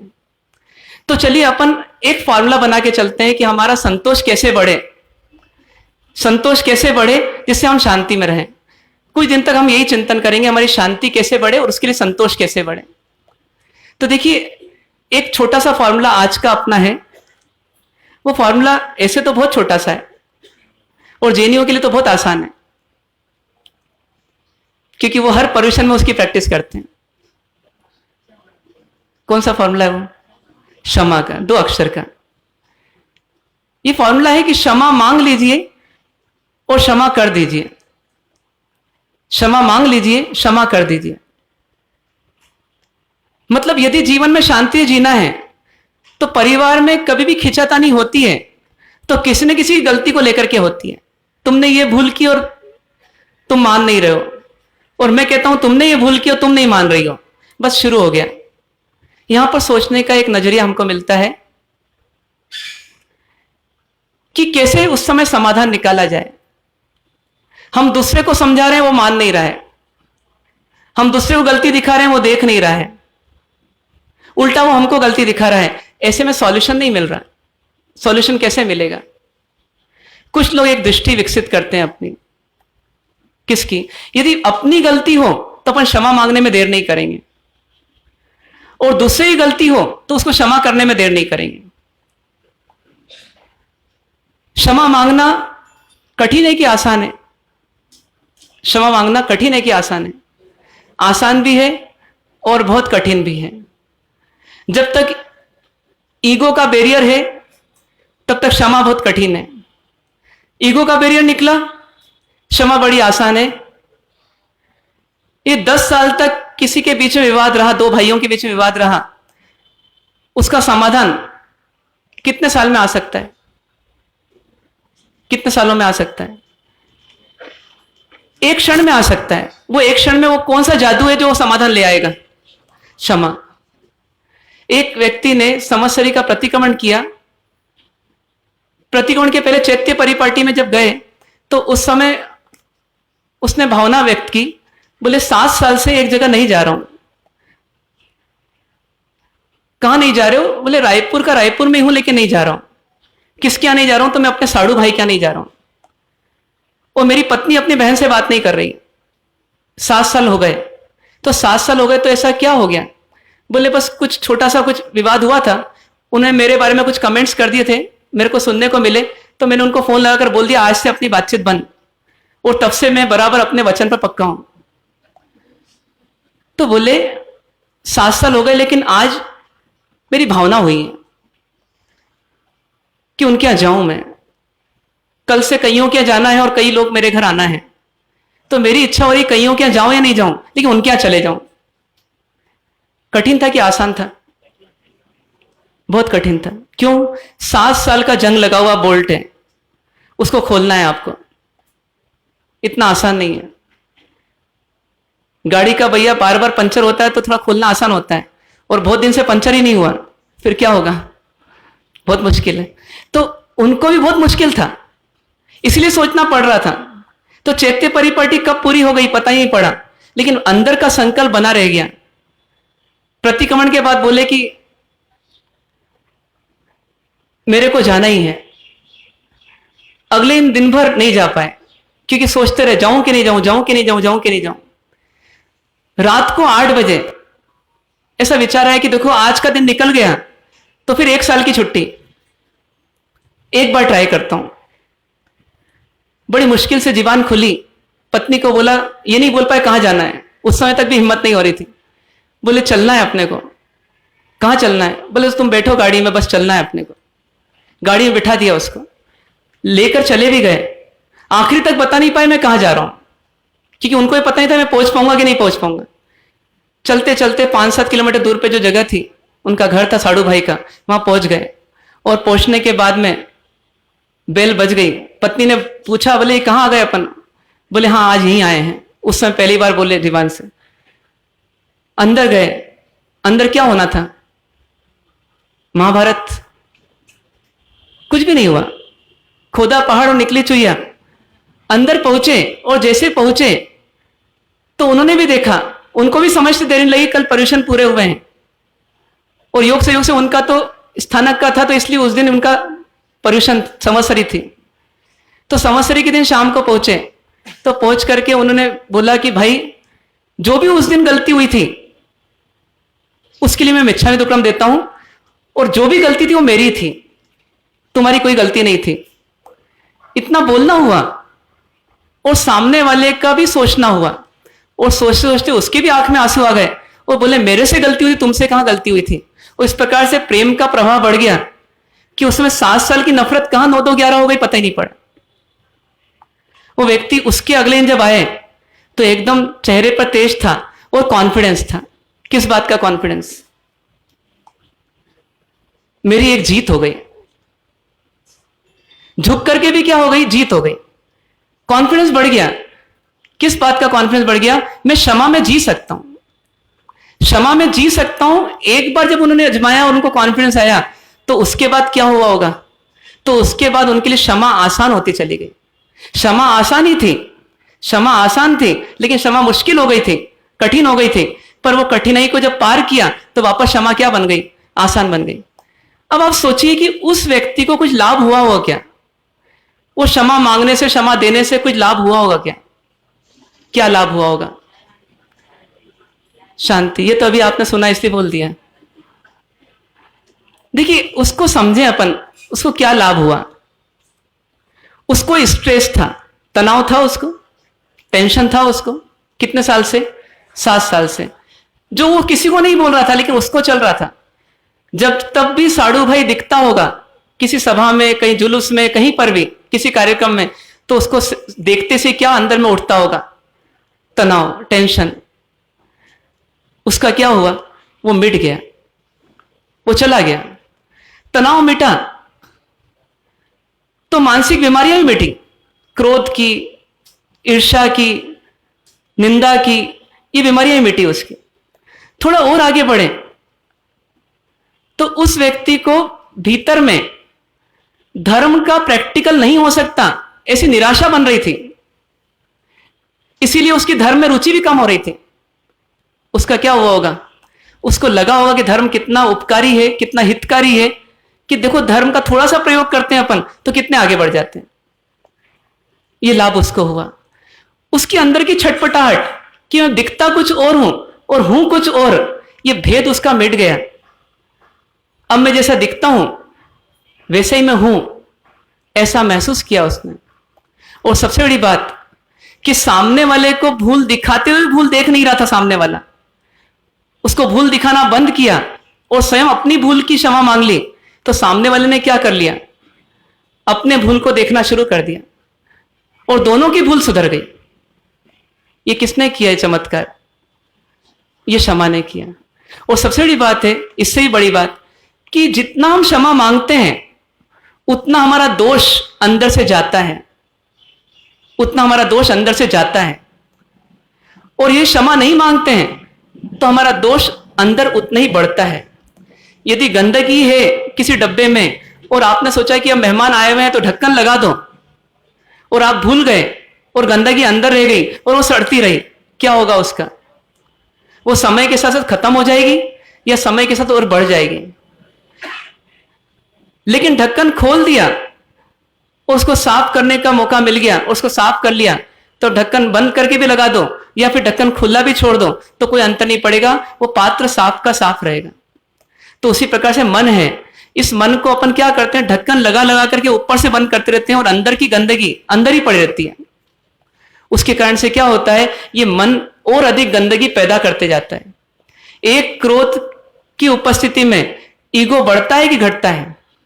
बढ़ता है। एक ईगो की उपस्थिति में क्रोध बढ़ता है कि घटता है? बढ़ता है। तो देखिए, एक दोष से कई दोष बढ़ते हैं और एक गुण से कई गुण बढ़ सकते हैं। तो एक नियम होना चाहिए हमारा। क्या नियम होना चाहिए कि क्षमा मांग लीजिए और क्षमा कर दीजिए। इसके लिए सिर्फ अपने कॉन्फिडेंस लेवल को बढ़ाना अपने को। सोचिए, कमठ और मरुभूति जी, इन दोनों का विवाद हुआ। ये भी एक परिवार के सदस्य थे और दोनों भाई भाई थे। कहीं भूल हुई क्या? कहीं भूल हुई क्या? कहां भूल हुई? कमठ भी होने वाले केवली आगे और मरुभूति भी होने वाले केवली आगे। 10 भव के बाद तीर्थंकर परमात्मा बनने वाले। दोनों ही आत्माएं जो है मुक्त होने वाली, लेकिन एक परिवार में ऐसी फंसी और एक प्रसंग ऐसा बना कि उसके कारण से क्या हो गया, तो इतना बड़ा क्लेश, इतना बड़ा कलह पैदा हो गया। कितने भाव तक चला? 10 भाव तक चला। सोचिए, मरुभूति जी ने क्षमा मांगी नहीं, ऐसा भी नहीं। जीवन के अंतिम समय आने के पहले उन्होंने किससे क्षमा मांगी? स्वयं कमठ से मांगी। कमठ ने माफ नहीं किया, ये अलग बात है, लेकिन मरुभूति ने क्षमा मांगी जरूर। लेकिन उसके बावजूद इतना सा विवाद, जबकि दोष मरुभूति जी का बिल्कुल नहीं, उसके बावजूद वो कुछ समय का जो विवाद रहा, वेर रहा, दोष देखा कमठ का और उसमें द्वेष आया होगा कहीं ना कहीं, तो उन सब का परिणाम क्या मिला कि बनने वाले परमात्मा, तीर्थंकर परमात्मा, समता मूर्ति, ऐसे परमात्मा को भी 10 भाव तक उसी भाई के हाथों बार बार मरना पड़ा। तो क्यों मरना पड़ा? इतना छोटा सा विवाद एक प्रसंग को लेकर के यदि 10 भाव बर्बाद कर सकता है, तो हमारे जीवन में आए दिन होने वाले प्रसंग हमारे कितने भाव बर्बाद करेंगे। कई लोग बुजुर्ग हो जाते हैं, ऐठन नहीं छूटती, बस अब मैंने जो सोच लिया इनसे बात नहीं करूंगा, नहीं करूंगा। अरे भैया, सफेद बाल आ गए हैं, कब दांत गिर जाएंगे, कभी शरीर गिर जाएगा पता नहीं, लेकिन वो वेर रह जाएगा, यदि गठान रह जाएगी तो क्या होगा? क्या करना चाहिए? जीवन में परिवर्तन की आवश्यकता है। हम एक तरफ बोलते हैं शांति चाहिए और एक तरफ शांति के लिए जो चाहिए वो हम करने को तैयार नहीं है, तो कैसे शांति होगी? एक प्रसंग और आता है एक व्यक्ति के जीवन का, ये सत्य घटना है। लगभग 50-60 साल पूर्व की बात है। एक व्यक्ति आपके जैसे ही आराधक साधक, जो मंदिर भी जाता, जो सत्संग भी करता, जो प्रवचन भी सुनता, जिसके कोई गुरु भी थे और उनसे परामर्श भी लेता रहता और जीवन अच्छा तरह जीता रहता। और उसके घर में उसकी पत्नी नहीं, सिर्फ एक पुत्री, और पुत्री का विवाह हो जाए तो फिर मैं इस कार्य से निवृत्त हो जाऊं और मैं और अधिक धर्म ध्यान करूं, और अधिक आराधना करूं, और अधिक साधना करूं, ऐसा करते हुए जीवन जीने की तमन्ना। और वो व्यक्ति योग्य घर देख करके बेटी का विवाह भी कर देता है और विवाह होने के बाद बेटी ससुराल भी पहुंच जाती है। अब पिताजी अकेले हैं और यदि उनका इस संसार में कोई है तो कौन है? बस पुत्री है और दामाद है। सत्संग कर रहे हैं, सत्संग को सही मान भी रहे हैं, सत्संग आगे और बढ़ाने की इच्छा भी है, लेकिन सत्संग का प्रयोग जहां पर रुक जाता है तो वहीं पर क्या होता है, जैसे पानी रुका तो सड़ना शुरू हो जाता है। तो सत्संग का प्रभाव जहां रुका, जिस क्षण रुका, उस क्षण क्या होता है, कलुषता पैदा होना शुरू हो जाती है। उनके जीवन में भी एक प्रसंग बना। प्रसंग कैसा बना कि दामाद को एक बार थोड़ी माली हालत होने पर ऐसा लगा कि कुछ मुझे पैसे की आवश्यकता है, तो किसके सामने याचना करूं? तो लगा कि अपने ससुर जी के सामने चले जाऊं और उनसे मांगूंगा, वो मना नहीं करेंगे और उनको वापस लौटा भी दूंगा। आवश्यकता भी थी और नीयत भी सही थी। पिताजी के पास गए, बोले पापा मेरे को पैसे की ऐसी सी आवश्यकता है और मैं आपका पैसा वापस दे दूंगा। पिता ने सोचा मेरा है कौन इस संसार में, और दे भी दूंगा तो अपना पैसा अपने ही पास तो रहेगा, क्या अंतर पड़ेगा। तो पिताजी ने उनको पैसा दे दिया, वो पूरा पैसा दे दिया और तुरंत दे दिया और व्यवस्था करके दे दिया। और व्यवस्था हुई, एकदम दामाद जी खुश हुए, धन्यवाद दिया और जल्दी से लौटाने का आश्वासन दिया और वहां से चले। और जाने के बाद में 1 सप्ताह 2 सप्ताह 3 सप्ताह 4 सप्ताह बीत गए। जो काम करना था वो काम भी हो गया, पैसा जो आना था वो आ भी गया। इधर पिताजी इंतजार कर रहे हैं कि कब दामाद जी का फोन आएगा या कब वो आएंगे और मेरा पैसा वापस देंगे। लेकिन दामाद जी हैं कि वो आने का नाम ही नहीं लेते। अब देखिए, 2 आत्माओं का सहयोग हुआ, और 2 आत्माओं का सहयोग किसने कराया? किसने कराया? कर्मों ने कराया। एक को क्या बनाया? दामाद बनाया। एक को क्या बनाया? ससुर बनाया। और बीच में कर्मों ने 3 लाख रुपए पहले दिए भी और फिर बाद में दामाद जी को भी दिलवा दिए। अब ये व्यवस्था कौन करा रहा है? कर्म करा रहा है। जैसे मान लो कठपुतली का नाच करा रहा है, उस प्रकार से वो खेल रहा है और वो मजे ले रहा है। किसके मजे ले रहा है? अब दामाद जी और ससुर जी के। और ससुर जी के पास दामाद जी का पैसा नहीं आता है, न तो ब्याज आता है न मूल आता है। तो ससुर जी के मन में विचार आता है कि दामाद जी की नीयत तो नहीं बदल गई। इन विचारों ने उनको शांति दी कि अशांति दी? अशांति दी। पर अशांति क्यों नहीं पाते? क्योंकि वो पैसा किसका था? ससुर जी का था, बड़ी मेहनत से कमाया था, कैसे छोड़ दें? तो इसलिए वो तो पैसा मिलना ही चाहिए। वो 55 साल के ससुर जी धीरे बढ़ते बढ़ते बढ़ते बढ़ते 60 के हो गए, 65 के हो गए। वो पैसा नहीं आया तो नहीं आया। लेकिन पैसा नहीं आने के चक्कर में जब जब उन्होंने फोन लगाए तो या तो दामाद जी ने फोन उठाया नहीं, और यदि फोन उठाया तो ढंग से बात नहीं की। तो ऐसा बार बार जब हुआ तो ससुर जी को भी एक दिन पेश आया। उन्होंने कहा कि अब इसका फैसला मैं नहीं करूंगा, ये नहीं करेगा, कोर्ट करेगी। और नोटिस दे दिया, केस लगा दिया। और केस लगाने के बाद केस की तारीखें भी आती गई जाती गई, आती गई जाती गई, और ससुर जी पूरी तरह से उसमें रच पच गए। अब ये सब सिलसिला चल रहा है। ये शांति पैदा कर रहा है कि अशांति पैदा कर रहा है? अशांति पैदा कर रहा है। इस अशांति का नुकसान बाहर में आ रहा है कि अंदर में आ रहा है? अंदर में आ रहा है। वो अंदर में इतना आया, इतना आया, इतना आया कि उनका जो सत्संग था और सत्संग की जो नियमितता थी और सत्संग में जो तल्लीनता थी और सत्संग में जो रुचि थी, वो रुचि कहां चली गई पता नहीं पड़ा। वो सत्संग कहां छूट गया पता नहीं पड़ा। वो राहें भूल गए उसकी। कईयों के जीवन में पूर्वार्ध में धर्म रहता है, उत्तरार्ध में चला जाता है। कोई बोले कि आप धर्म करते हो? हाँ, हमारा सब बचपन में बहुत किया, शिविरों में जाता था मैं। उसके बाद जैसे ही बस शादी ब्याह हुआ, व्यापार धंधा हुआ, उसका सब गोलमाल हो गया। तो कहां चला गया? तो गया कहीं नहीं, वो परिसर वही है, वो व्यवस्था वैसी की वैसी है, लेकिन मन में कौन भर गया? तो मन में पैसा, पैसा और पैसा भर गया, या भोग, भोग और भोग भर गया। तो जब मन में लिमिटेड एनर्जी है और उसमें यदि पैसा और भोग बढ़ जाएगा तो उससे कौन निकल जाएगा? धर्म निकल जाएगा, सत्संग निकल जाएगा। तो वही उन ससुर जी के साथ हुआ और धर्म पूरा खत्म हो गया। और अंदर में बेचैनी, झुंझलाहट, चिड़चिड़ाहट बढ़ती चली गई। और दिन और रात बस एक ही चेहरा दिखता। किसका चेहरा दिखता? बस वो दामाद का चेहरा दिखता। और कभी कभी दामाद गाड़ी से जब जाता हुआ दिखता और स्वयं बेचारे ससुर जी जो हैं वो पैदल पैदल सब्जी लेने जाते रहते, तो उस समय उनको ऐसा आक्रोश आता है, ऐसा आवेश आता है कि जवानी के दिन होते तो शायद इसको छोड़ता नहीं मैं, लेकिन कुछ नहीं कर सकते। ऐसा सब चलता रहा। इतना चलते चलते वो द्वेष, वो आक्रोश इतना बढ़ा कि दामाद तो दामाद, वो बेटी भी दामाद की हो गई और ससुर जी से और दूर हो गई, मतलब पिताजी से दूर हो गई। अब न बेटी से कोई संबंध रहा, न दामाद से कोई संबंध रहा, और दोनों की संतानों से भी कोई संबंध नहीं रहा। दोनों बच्चे छोटे छोटे, उनसे भी कोई संबंध नहीं। इस प्रकार की परिस्थिति में 2 परिवार आपस में क्लेश कलह में उतर आए थे।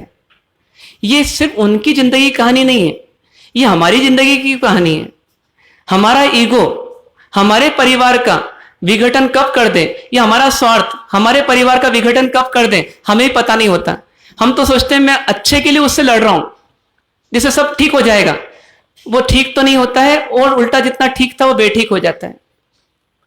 ऐसी स्थिति होती है आवेश शुरू करते समय व्यक्ति ये सोचता है कि मेरा आवेश उसको चुप कर देगा, पर उसका भी आवेश क्या बोलता है कि मेरा आवेश इसको चुप कर देगा, और इस प्रकार दोनों का विवाद बढ़ जाता है। ये आए दिन की स्थिति है और इसमें धर्म छूट जाता है, और धर्म नहीं छूटता बल्कि इस आत्मा का जो नाथ है, इस आत्मा का जो रक्षक है, वो धर्म छूट जाता है। तो इस आत्मा का ये भाव ही नहीं बिगड़ता, भाव बिगड़ जाते हैं। मरुभूति को थोड़ा सा क्रोध आया होगा, नहीं आया होगा ऐसा नहीं है, और न्याय की बात है कि गलती सामने वाले की थी, फिर भी वो क्रोध जो है वो कर्म बंधन तो करा रहा था, जिसका फल उनको ही भोगना पड़ा। तो हमारा कर्म बंधन हमें कहां ले जाएगा? वो ससुर जी का कर्म बंधन उनको कहां ले जाएगा? वो दामाद जी का कर्म बंधन कहां ले जाएगा? पर दामाद जी की भी कैसी स्थिति कि पैसा भी आ गया, ब्याज सहित पैसा वापस लौटा सकते हैं।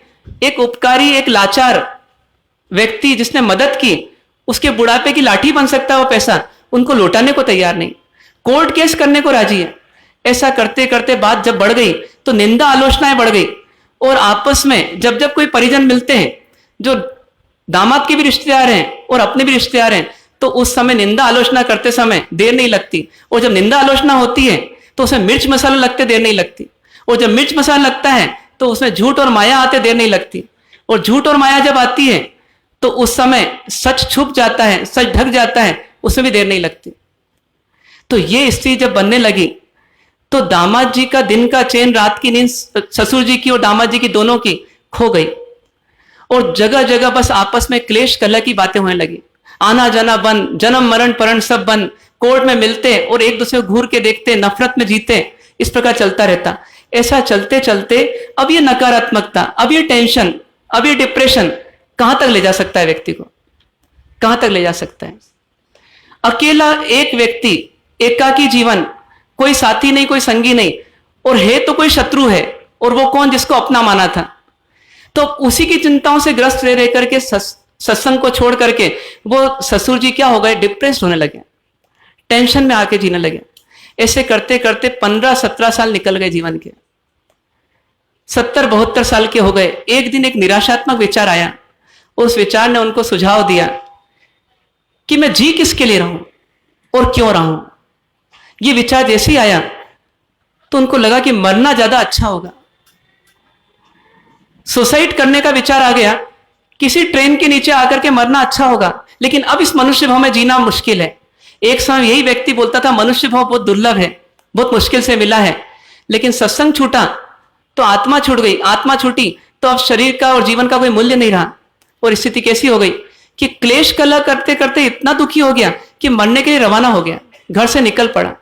निकलते निकलते विचार आया एक दिन रास्ते में, दो राहें फट रही थी, एक राह पटरी की ओर जा रही थी, दूसरी राह जो थी वो कहीं और जा रही थी। कहां जा रही थी? कहां जा रही थी? वो उन संत के निवास की ओर जा रही थी जिस संत के यहां वो रेगुलर जाते थे। 10 सालों से जाना बंद हो गया। विचार आया कि मरते मरते कोई एक अच्छा काम कर लूं, तो सत्संग निवास संत निवास की ओर बढ़ गए। और जैसे ही बढ़े तो बढ़ते बढ़ते बढ़ते अंदर जब पहुंचे उस आश्रम में, तो आश्रम में जाकर के संत को देखा तो संत के बाल भी काले से सफेद हो चुके थे, स्वयं के बाल भी काले से सफेद हो चुके थे, लेकिन संत के चेहरे पे प्रसन्नता थी और स्वयं के चेहरे पे झुर्रियां आ चुकी थी। विचार आया कितने शांत है ये, पहले से भी अधिक शांत दिख रहे हैं। संत की आंखें खुली, संत ने पहचाना उनको, बोले आप कैसे? इतने सालों के बाद उन्हें पूरी अपनी अंदर की व्यथा सुनाई, और जब सुनाई तो रो पड़े और रोते रोते बोले कि बस जीवन का आज अंतिम दिन है, तो आपका आशीर्वाद लेने आया हूं, कोई अच्छी बात बता दीजिए और उसके बाद मैं भी जाऊं और मर जाऊं। संत ने बोले मैंने आपकी पूरी बात सुनी, आप आज जाना ही चाहते हो इस संसार से, तो पहले मैं जहां बता रहा हूं वहां चले जाओ आप, और उसके बाद आप जहां जाना चाहते हो वहां चले जाना। तो बोले बताइए, आदेश कीजिए, आपका आदेश तो शिरोधार्य है। तो बोले एक काम करो, बाहर कुछ फल और मिठाई ले लो और लेकर के दामाद के घर चले जाओ, दामाद के घर चले जाओ, कभी आपके साथ ऐसा हो जाए, कोई महाराज साहब बोल दें तो कितनी जल्दी मान लेंगे? कितनी जल्दी मान लेंगे? आपकी हंसी बोल रही कितना आसानी से मान लेंगे आप? नहीं मानेंगे। पर उस व्यक्ति के मन में एक भावना हुई कि मैंने इतने सालों तक इनका सत्संग किया है, तो ये मेरे गुरु, तो क्यों ना इनकी आज एक बात मान ली जाए। लेकिन फिर रोका अपने आप को। किसने रोका? ईगो ने रोक दिया। पहले स्वार्थ का झगड़ा था, अब अहंकार का झगड़ा और मिक्स हो गया उसमें, और स्वार्थ और अहंकार दोनों मिल गए, फिर तो कोई हिला नहीं सकता। तो वो अहंकार बोलता है कि नहीं, झुकना नहीं है अपने को, क्यों? गलती किसकी है? गलती किसकी? अच्छा आप बताओ, यदि आपको न्यायाधीश बना दे तो किसकी गलती है? तो न्याय बोलता है कि गलती तो दामाद की है, क्योंकि उसने क्या नहीं दिए? पैसे नहीं दिए, जो उसको मौके पर और आवश्यकता के समय ससुर जी ने दिए थे। और ससुर जी बूढ़े बुजुर्ग लाचार, और उनको दुखी करा इसने। तो बोले मैं झुकूं तो कैसे झुकूं? मेरी गलती हो तो मैं झुक जाऊं। तो संत से बोले नहीं, मैं झुक तो नहीं सकता, मेरी भूल ही नहीं तो मैं क्यों माफी मांगू वहां जाकर के?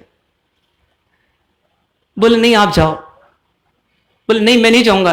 लेकिन अंदर ही अंदर विचार आ रहा है कि संत कभी झूठ नहीं बोलते, तो माफी मांगने का बोल रहे हैं तो कुछ ना कुछ तो इसमें भी है, तो क्या बात है? तो विचार करते करते बोले संत आप बस एक बार मेरे को बता दो मेरी गलती, प्रूव कर दो मेरी गलती, फिर मैं मान जाऊंगा। हमारा ईगो क्या बोलता है? आप लॉजिकली प्रूव कर दो बस मैं गलत हूं, फिर तो मैं मान जाऊंगा, भले ही नहीं माने अपन, क्योंकि अपने पास बहुत सारे लॉजिक से। 2 और 2 कितने होते हैं? 5। 2 और 2 कितने होते हैं? 4 होते हैं। Simple mathematics. 2 लोगों के झगड़ा हो गया 2 बच्चों का। तो 2 बच्चों में एक बच्चे ने बोला 2 और 2 5 होते हैं भैया, पहली दूसरी के बच्चे थे। तो दूसरे बच्चे ने बोला अरे पागल, 2 और 2 तो 4 होते हैं। तो बोले नहीं, 2 और 2 5 होते हैं, मेरे को मैडम ने पढ़ाया।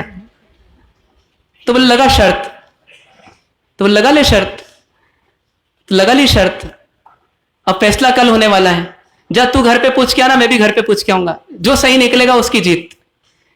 तो 2 और 2 4 वाला पहुंचा घर। उसकी मम्मी ने बोला बेटा शाबाश, 2 और 2 4 होते हैं, तूने सही बोला। वो बोले मम्मी मैंने 2 और 2 5 बोले। बेटा पागल है तू, 2 और 2 4 होते हैं, मैंने कितनी बार तुझे पढ़ाया? बोले नहीं 2 और 2 5 तो पढ़ाए थे आपने। बोले नहीं तेरी हार हो जाएगी। बोले मम्मी हार हो ही नहीं सकती। तो हार क्यों नहीं हो सकती? मम्मी को भी नहीं पता था इतना अच्छा फॉर्मूला।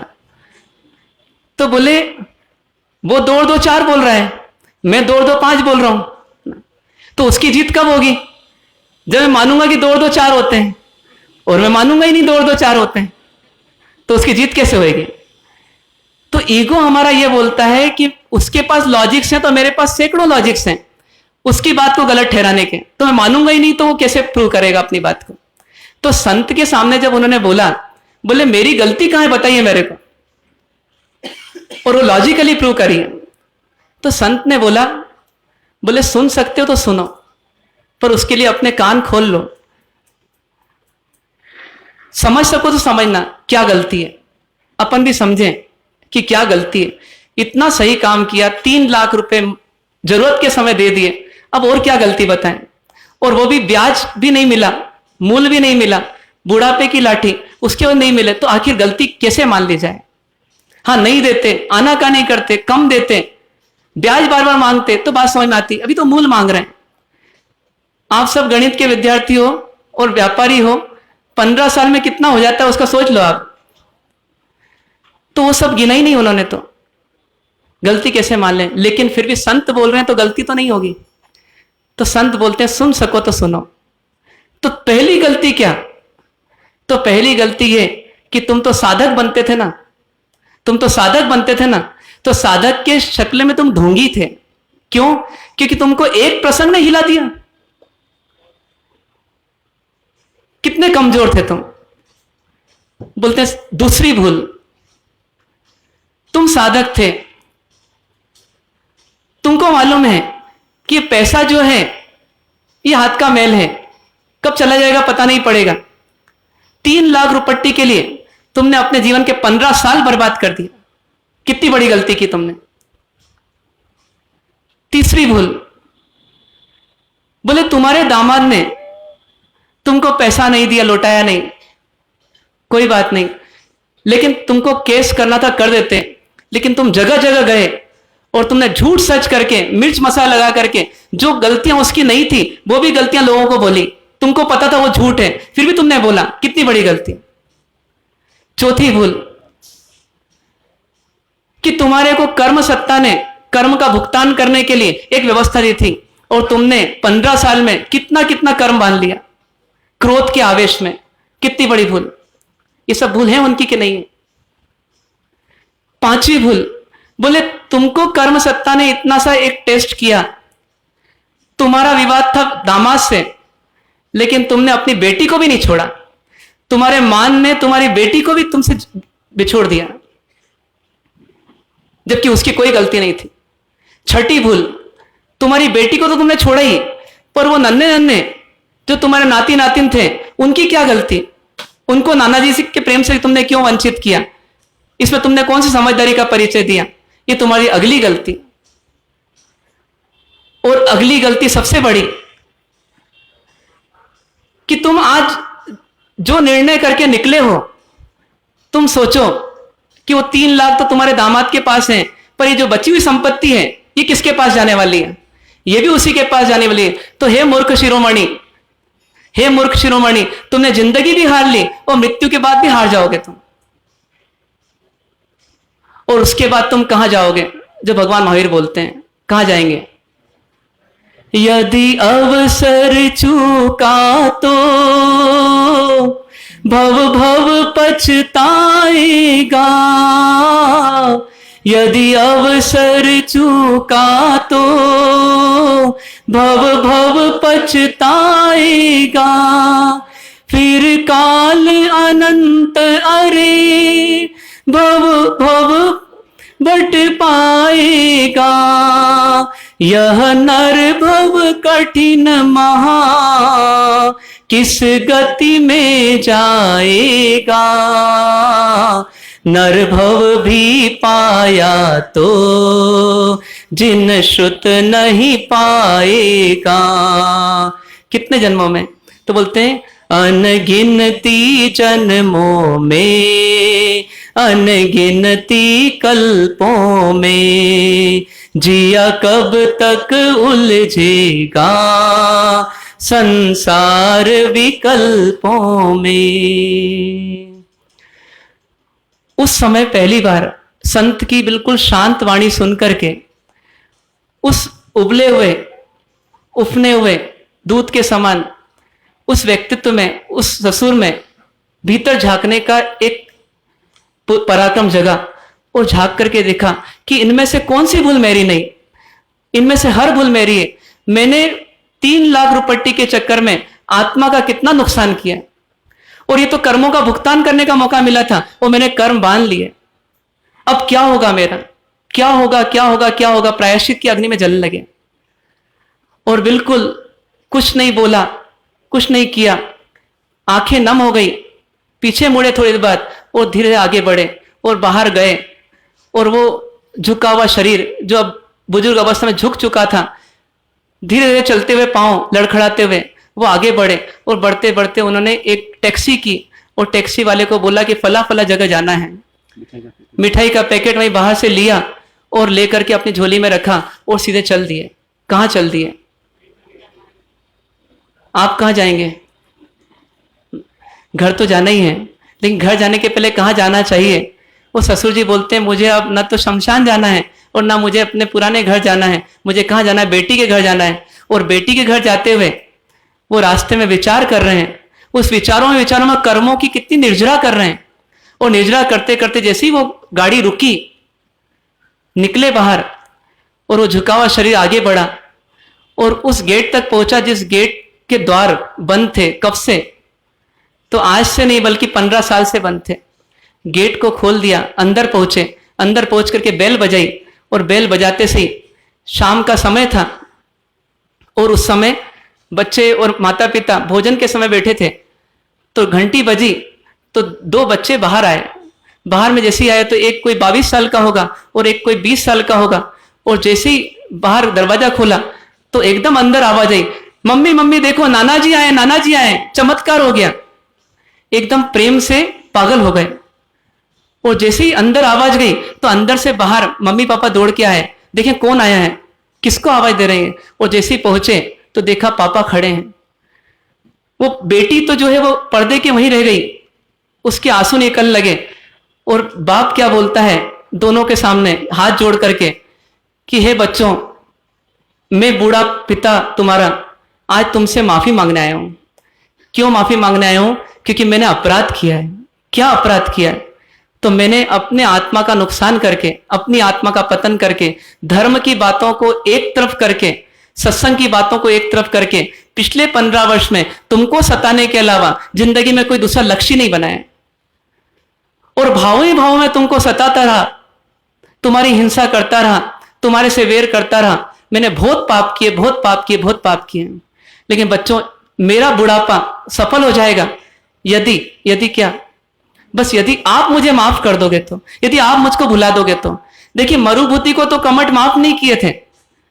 यदि कमठ माफ कर दिए होते तो शायद प्रेम का प्रवाह वापस हो जाता और शायद 10 भोग का नुकसान नहीं होता, शायद ऐसा होता। लेकिन न कमठ ने माफ किया, न मरुभूति के मन में जो रहा वो निकला पूरी तरह से। और इसी कारण से स्थिति ऐसी बनी। तो सोचिए हमारे जीवन में क्या बनेगी।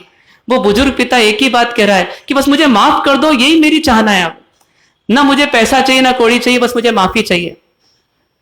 और ऐसा कहते कहते वो सोचे विचारे इतने में तो वो बुजुर्ग पिता क्या हुआ, उनके चरणों में चला गया, दामाद जी के। और दामाद जी के चरणों में गया और दामाद जी उसको उठा रहे हैं, उनको उठा रहे हैं। और उठाते उठाते इधर ससुर जी के आंसू निकल रहे हैं और वो दामाद जी के चरणों में जा रहे हैं। और दामाद जी के आंसू निकल रहे हैं, वो ससुर जी की पीठ पे जा रहे हैं। मानो दोनों क्या कर रहे हैं, पश्चाताप कर रहे हैं। और जैसे ही उनको उठाया, आप ऐसा कैसे कर सकते हैं पापा, ये तो हमारी गलती है, हमने गलती की है और इसलिए हम आपको ऐसा कैसे होने देंगे, आप अंदर आइए, आप बैठिए। बोले नहीं बेटा, मैं और किसी लक्ष्य से आया नहीं हूं, बस मैं इस गेट से ही रवाना होने आया हूं। ये मिठाई लो, ये फल लो और मेरे को माफ कर दो बस। तो इतना बोलना हुआ तो दामाद ने इशारा किया पत्नी की ओर और पत्नी अंदर गई और अंदर से लॉकर से 3 लाख रुपए नकदी लेकर के आई। पिताजी को देने लगे और बोले हमको माफ कर दीजिए। पिताजी हंसने लगे, मुस्कुराने लगे। बोले बेटा क्यों वापस ये दे रहे हो, 15 साल तो मेरे बिगड़ गए इसी के चक्कर में। अब जिंदगी में 15 साल बाकी भी हैं कि नहीं पता नहीं, अब मत दो मुझे नहीं लेना। ये मानने नहीं लगे। आखिरकार स्थिति ऐसी बनी, पिताजी ने गड्डी खोली, आधी आधी की और एक नाती एक नातिन को बांट दी। बोले तेरा तुझको अर्पण, मुझे कुछ नहीं चाहिए। ऐसा करके पिताजी के आंसू बह रहे हैं और उधर बेटे दामाद के भी आंसू बह रहे हैं। लेकिन सबके मन में ये आंसू किसे धो रहे हैं? तो देखिए, आंसू किसी के कभी ऐसे भी होते हैं कि हम किसी और के निकलवाते हैं और उसके मन को धो देते हैं पूरी तरह से, मतलब दुखी कर देते हैं। और एक मन में से कालिक निकलती है, मन में कलुषता निकलती है और वो आंसू निकलते हैं, आंसू के बहाने निकलते हैं। तो सोचिए, वो जैसे ही आंसू निकले तो वो व्यक्ति ने अपनी आत्मकथा में क्या लिखा कि ये मेरा प्रत्यक्ष अनुभव है कि उस दिन जो आनंद आया, जो घृणा और नफरत निकली, तो उसके बाद मेरा सत्संग सफल होने लगा। मेरा पुराना सत्संग वापस लौट आया जिंदगी में, मेरा पुराना आनंद सब लौट आया और मेरे मन में से जो एक शल्य था वो निकल गया सदा के लिए, एक कांटा निकल गया सदा के लिए। तो सोचिए, ये जीवन जीने की 2 तस्वीर हो गई। एक जैसा उन्होंने 15 साल तक जिया वैसा, और एक जो उन्होंने एक दिन में एक चमत्कार किया वैसा। बस इस चमत्कार को जीवन में लाना है तो क्या करना पड़ेगा? तो हमारे को 2 काम करना पड़ेंगे। माफी मांगने में पीछे नहीं हटना और माफ करने में पीछे नहीं हटना। माफी मांगने में इतना ही सोचना है कि बस एक बार मुझे झुकना है, और दोनों हाथ के बिना कभी ताली बजती नहीं। सामने वाले के कितने ही दोष हों, लेकिन कुछ तो मेरा दोष भी है, तो उतने दोष के लिए मुझे माफी मांगने में क्या शर्माना। और दूसरा, माफ करने में नहीं शर्माना। क्यों? क्योंकि मैं स्वयं दोषों का भंडार हूं। जब मेरे अंदर इतने दोष हैं तो मेरे पास क्या अधिकार है कि मैं दूसरे के दोष देख सकूं और उसको दिखा सकूं। इसलिए माफ कर देने का तात्पर्य क्या है? माफ कर देने का तात्पर्य यह नहीं है कि जा तुझे मैंने माफ किया। माफ कर देने का तात्पर्य इतना ही है वास्तव में कि दूसरे की गलती को देख करके भी क्या कर देना, इग्नोर कर देना। आपने जैसी दृष्टि हटाई किसी की गलती देख करके भी, समझ जाइए आपने उसको क्या कर दिया है, उसको आपने माफ कर दिया है। तो ये जीवन का चमत्कार, ये हमारे को जैन धर्म का प्राण है। ये क्षमा श्रमण बोलते हैं साधु को, और उन्हीं क्षमा श्रमण के हम शिष्य होते हैं। तो सबका मार्ग किसका होना चाहिए? क्षमा का होना चाहिए। हमारे परमात्मा ने क्षमा के मार्ग पर चले तो वो आज परमात्मा बने। हमें भी मौका दे रहे हैं कि इस परिवार के आंगन में रहते हुए या परिवार के प्लेटफॉर्म पर रहते हुए हम आपस में कैसे जिए। तो दूसरों की गलती को माफ करने में पीछे नहीं हटे और अपनी गलती के लिए माफी मांगने में पीछे नहीं हटे। अपने लिए माइक्रोस्कोप लगाएं और अपनी गलती को बड़ा करके देखें जिससे हम माफी मांग सकें, और सामने वाली की गलती को इतना छोटा कर दें कि मानो वो दिखे ही नहीं, पर्वत का राई कर दिया। इस प्रकार जिए तो वास्तव में क्या होगा, हमारे परिवार में जो पहला लक्ष्य है हमारा कि शांति की स्थापना हो, उस स्थापना होने में हम एक कदम आगे बढ़ जाएंगे। तो कोशिश करना है आपको, हमको सबको, कि आज के दिन इस सूत्र को याद रखना है कि हम अपने जीवन में क्षमा मांग लीजिए और क्षमा कर दीजिए। इस सूत्र पर जीना प्रारंभ करें। क्या छोटा और क्या बड़ा, क्या पति और क्या पत्नी, यदि गलती मेरी तो मैं माफी मांगूंगा, और यदि गलती सामने वाले की है तो मैं उसको माफ कर दूंगा। माफ करने से वो निकट आएगा और माफी मांगने से वो निकट आएगा। संबंध दृढ़ बनेंगे, गाढ़ बनेंगे। जिन संबंधों में हम बोल सकते हैं 1+1 11 हो रहा है, और इससे हमारी प्रगति का मार्ग भी प्रशस्त होगा। कोशिश करें आप हम सब। ओम शांति शांति।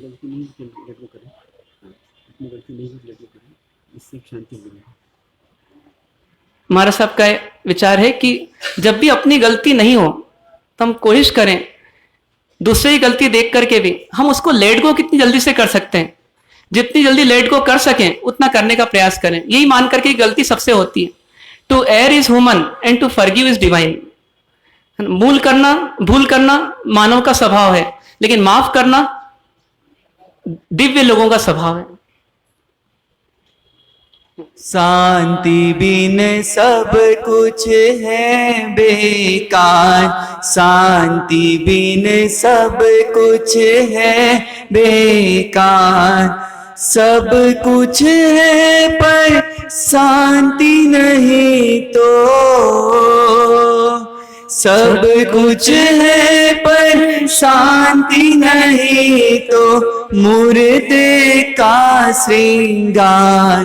शांति बिन सब कुछ है बेकार, शांति बिन सब कुछ है बेकार। प्राप्त किया अब्जों का वैभव, धन कुबेर कहलाए। प्राप्त किया अब्जों का वैभव, धन कुबेर कहलाए। महल बनाए स्वर्ग लोक भी, देख जिसे शर्माए। पर अशांत है हृदय अगर तो क्या जीवन में सार। समझ लो सब कुछ है बेकार, समझ लो सब कुछ है बेकार। सब कुछ है पर शांति नहीं तो, सब कुछ है पर शांति नहीं तो मुर्दे का श्रृंगार। शांति बिन सब कुछ है बेकार, शांति बिन सब कुछ है बेकार। पाया पद सम्मान बड़े से बड़े मनुज कहलाए। पाया पद सम्मान बड़े से बड़े मनुज कहलाए। पाए ऊंचे से ऊंचा पद, दिल फूला नहीं समाए। फिर भी यदि भय काम क्रोध ईर्ष्या तृष्णा का भार, समझ लो सब कुछ है बेकार। शांति बिन सब कुछ है, सब कुछ है पर शांति नहीं तो, सब कुछ है पर शांति नहीं तो मुर्दे का श्रृंगार, शांति बिन सब कुछ है बेकार, शांति बिन सब कुछ है। भाव क्रिया कर वर्तमान में जीना सीखे हर क्षण, भाव क्रिया कर वर्तमान में जीना सीखे हर क्षण। करे क्रिया प्रतिक्रिया ना हो, इसका हो हर क्षण चिंतन। करे क्रिया प्रतिक्रिया नहीं हो, इसका हो हर क्षण चिंतन। समता के साधक बन कर ले दुखों का प्रतिकार, समझ लो सब कुछ है बेकार, समझ लो सब कुछ है बेकार। सब कुछ है पर शांति नहीं तो, सब कुछ है पर शांति नहीं तो मुर्दे का श्रृंगार, शांति बिन सब कुछ है बेकार, शांति बिन सब कुछ है बेकार। सहजानंदी शुद्ध स्वरूपी हो अविनाशी आत्म स्वरूपी, देह मरे छे हो નથી मरतो, हो अविनाशी आत्म स्वरूपी। सहजानंदी शुद्ध स्वरूपी हो अविनाशी आत्म स्वरूपी, देह मरे छे हो નથી मरतो, हो अविनाशी आत्म स्वरूपी। सहजानंदी शुद्ध स्वरूपी हो अविनाशी आत्म स्वरूपी, देह मरे छे हो નથી मरतो, हो अविनाशी आत्म स्वरूपी। पचखंड दिव्य रूपा सूर्योगे अपतन पचके तिवं पेरम अस्नम कायम सनतम सिम पाणहर पोर्सिम 60 पोर्सिम मठ पचके अनतनवणम सहस्रगण पच्चन कलम दिशाम सुत्रम आयमलम दिवे विगे पचके नतम लेवलम किसी संकत पचतम एकासम व्यासम पचके तिवं पेरम अस्नम कायम सनतम सागणम आउंटन पसाव करोटन सुतम वो श्री पोर्सी 60 पोर्सी एकासम व्यासना आयमलम भी उगर से नौकार से पोर्सिम 60 पोर्सिम मठ पचके पेरम अस्नम पाणम कायम सनतम सहस्रगण पच्चन कलम दिशाम अनुसत आयमलम दिवे विगे पचके नतम लेवलम किसी संकत पचतम एकासम व्यासम पचके तिवं पेरम अस्नम वो श्री।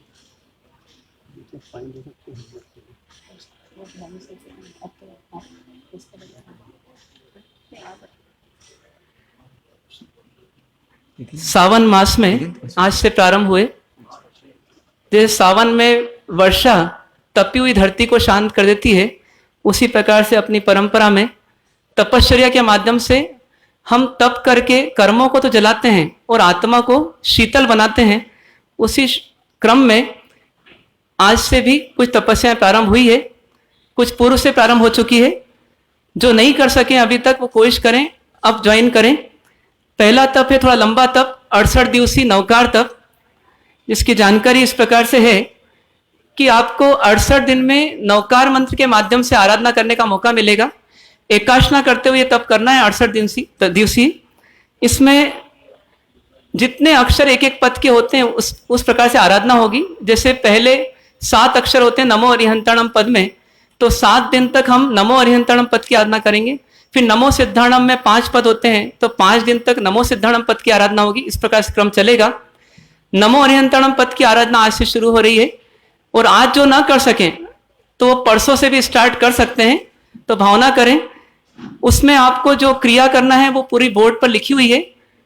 ओम रीम नमो अरिहंताणम का पद रहेगा, उसकी माला रहेगी 20, और इसके अलावा 7 फेरी, 7 खमासमने, 7 स्वस्तिक आदि करना रहेंगे, प्लस देववंदन करना रहेगा। कुछ लोग विहरमान तप कर सकते हैं, जिनके 20 स्थानक तप हो चुके हैं वो विहरमान तप कर सकते हैं। विहरमान तप में 20 विहरमान परमात्माओं की आराधना करने का मौका मिलेगा। मतलब भरत क्षेत्र में रहते हुए हमारे को महाविदेश क्षेत्र में रहे हुए तीर्थंकर परमात्माओं की आराधना करने का इसमें मौका मिलेगा। इसका क्रम इस प्रकार से रहेगा कि हम एक उपवास एक पारना, एक उपवास एक पारना करते हुए 40 दिन तक की आराधना करेंगे। इसमें ओम ह्रीम श्रीम श्री सिमंदर स्वामी ने नमः, यहां से हमारी आराधना शुरू होगी और हर उपवास के समय हम एक एक अरिहंत परमात्मा का नाम आगे बढ़ाते आएंगे। उनका भी उल्लेख बोर्ड पर आपको मिल जाएगा। इसमें 12 फेरी, 12 खमासमणे, 12 स्वस्तिक आदि रहेंगे और 20 माला रहेगी ओम ह्रीम श्रीम श्री सिमंदर स्वामी ने नमः पहले दिन। दूसरे दिन यही पढ़ करके युगमंदर स्वामी ने हो जाएगी। इस प्रकार से क्रम चलता रहेगा। जो लोग 20 स्थानक तप नहीं कर चुके हैं वो लोग 20 स्थानक तप की आराधना में जोड़ सकते हैं। उसके लिए भी क्रम यही है कि एक उपवास एक पारना करते हुए आप सामूहिक रूप से 20 स्थानक तप की आराधना करें। जिनकी पहले से ओली चल रही वो भी ओली स्टार्ट कर दें और नहीं चल रही है तो वो ओली स्टार्ट कर सकते हैं। ऐसे तो 12 से वो शुरू कर दी गई थी, 12 और 14 2 दिन दिए गए थे, फिर भी किसी कारणवश नहीं कर पाए हो तो वो दूज से आज से शुरू कर सकते हैं। कोशिश करें हम तप करें और तप के माध्यम से हम अपने समय को और अपनी नकारात्मक ऊर्जा को बचाने का प्रयास करें, जिस ऊर्जा को हम धर्म आराधना में लगा सकें।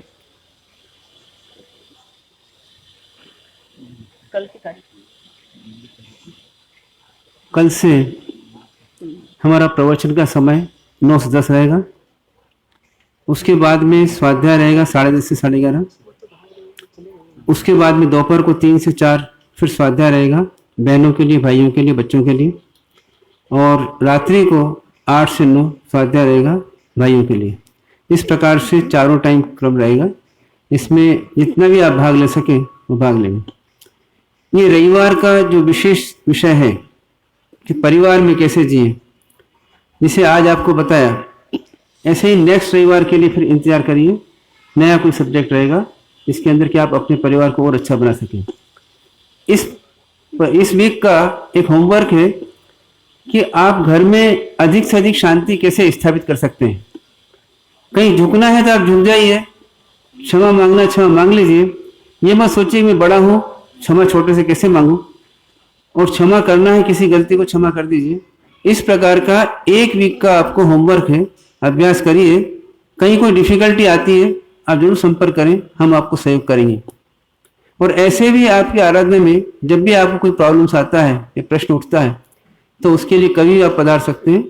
जनरली शाम को 4 से 6 का टाइम रहेगा, उसके अंदर आप आकर के अपने प्रश्न उत्तर पूछ सकते हैं। फिर भी यदि मान लीजिए वो टाइम नहीं मिलता आपको उस समय, तो आप टाइम लेकर के कभी प्रश्न पूछ सकते हैं। कोशिश करें कम से कम एक व्यक्ति अपने जीवन का ऐसा चुनिए कि जिससे अपन माफी नहीं मांग पाए या उसको माफ नहीं कर पाए। कम से कम एक व्यक्ति, ऐसे तो बहुत सारे होंगे। हर फिल्म में कहीं विलेन होते हैं, तो हमारी फिल्म में कुछ ना कुछ विलेन होंगे जिनको हमने विलेन मान रखा होगा। तो कोशिश करिए एक व्यक्ति को चुनिए कम से कम। शायद वो जैसे साड़ू भाई क्या वो व्यक्ति गया और उसका कॉन्फिडेंस बढ़ गया, वो अब औरों से माफी मांग सकता है। तो हमारी भी शुरुआत हो, हम किसी एक व्यक्ति को चुने जिससे शायद हमारे को नफरत हो, जिससे हमारी बात नहीं बनती हो, बातचीत बंद हो, चाहे वो सासू जी हो, चाहे वो बहू हो, और चाहे वो कोई और हो। तो एक व्यक्ति को चुनिए और हम पूरी ताकत लगा करके अंदर के मनोभावों के साथ कि अपनी भूल है ऐसा मान करके हम उससे माफी मांग सकें, इतनी ताकत बढ़ाने का प्रयास करें। और इस वीक में उस प्रयोग को जरूर करने का प्रयास करें।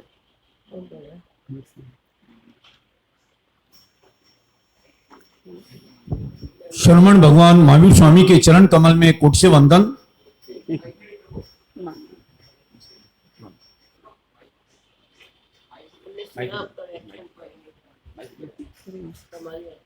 कोई कमाल नहीं।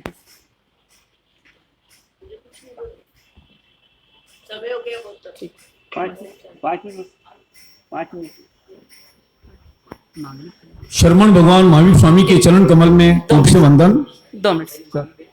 हाँ मांगली मार्शल। जयपुर श्री संघ का सद्भाग्य है कि मुनि भगवान ऐसे समय में 1300 किलोमीटर चल के जयपुर पधार गए। अब जयपुर श्री संघ के सदस्य अपनी आत्म जागृति के लिए व्याख्यान सुनने में समय निकाले, ये उनकी सबसे बड़ी जवाबदारी है। 1300 किलोमीटर चल के ज्ञान गंगा आपके घर आई है। 1 घंटे का समय, 1.5 घंटे का समय यदि आप निकालते हैं तो उनका आत्म कल्याण तो वो कर रहे हैं, पर आपको आत्म कल्याण करने का विचार पैदा होगा, भाव पैदा होगा, अपनी गलती का ज्ञान होगा, गलती का पश्चाताप होगा और गलती छोड़ने का भाव आएगा। यही सबसे बड़ा मनुष्य जीवन का और सत्संग का लाभ होगा। ओम शांति। एक बार मांगलिक श्रवण करेंगे, उसके बाद बाकी की सूचना दी जाएगी। चत्तारि मंगलम। एक अब रहने दो ना वंदन। चत्तारि मंगलम अरिहंता मंगलम सिद्धा मंगलम साहु मंगलम केवली प्रणतम मंगलम। चत्तारि लोकोत्तमा अरिहंता लोकोत्तमा सिद्धा लोकोत्तमा साहु लोकोत्तमा केवली प्रणतम लोकोत्तम। चत्तारि शरणं पवज्जामि अरिहंते शरणं पवज्जामि सिद्धे शरणं पवज्जामि साहु शरणं पवज्जामि केवली प्रणतम धम्मं शरणं पवज्जामि। सर्व मंगल मांगल्यं सर्व कल्याण कारणं प्रधानम सर्वधर्माणां जैनम जयति शासनम। आने की जय। शरमण भगवान महावीर स्वामी के चरण कमल में कोटियों 5 वंदन। मिनट बैठ जाइए।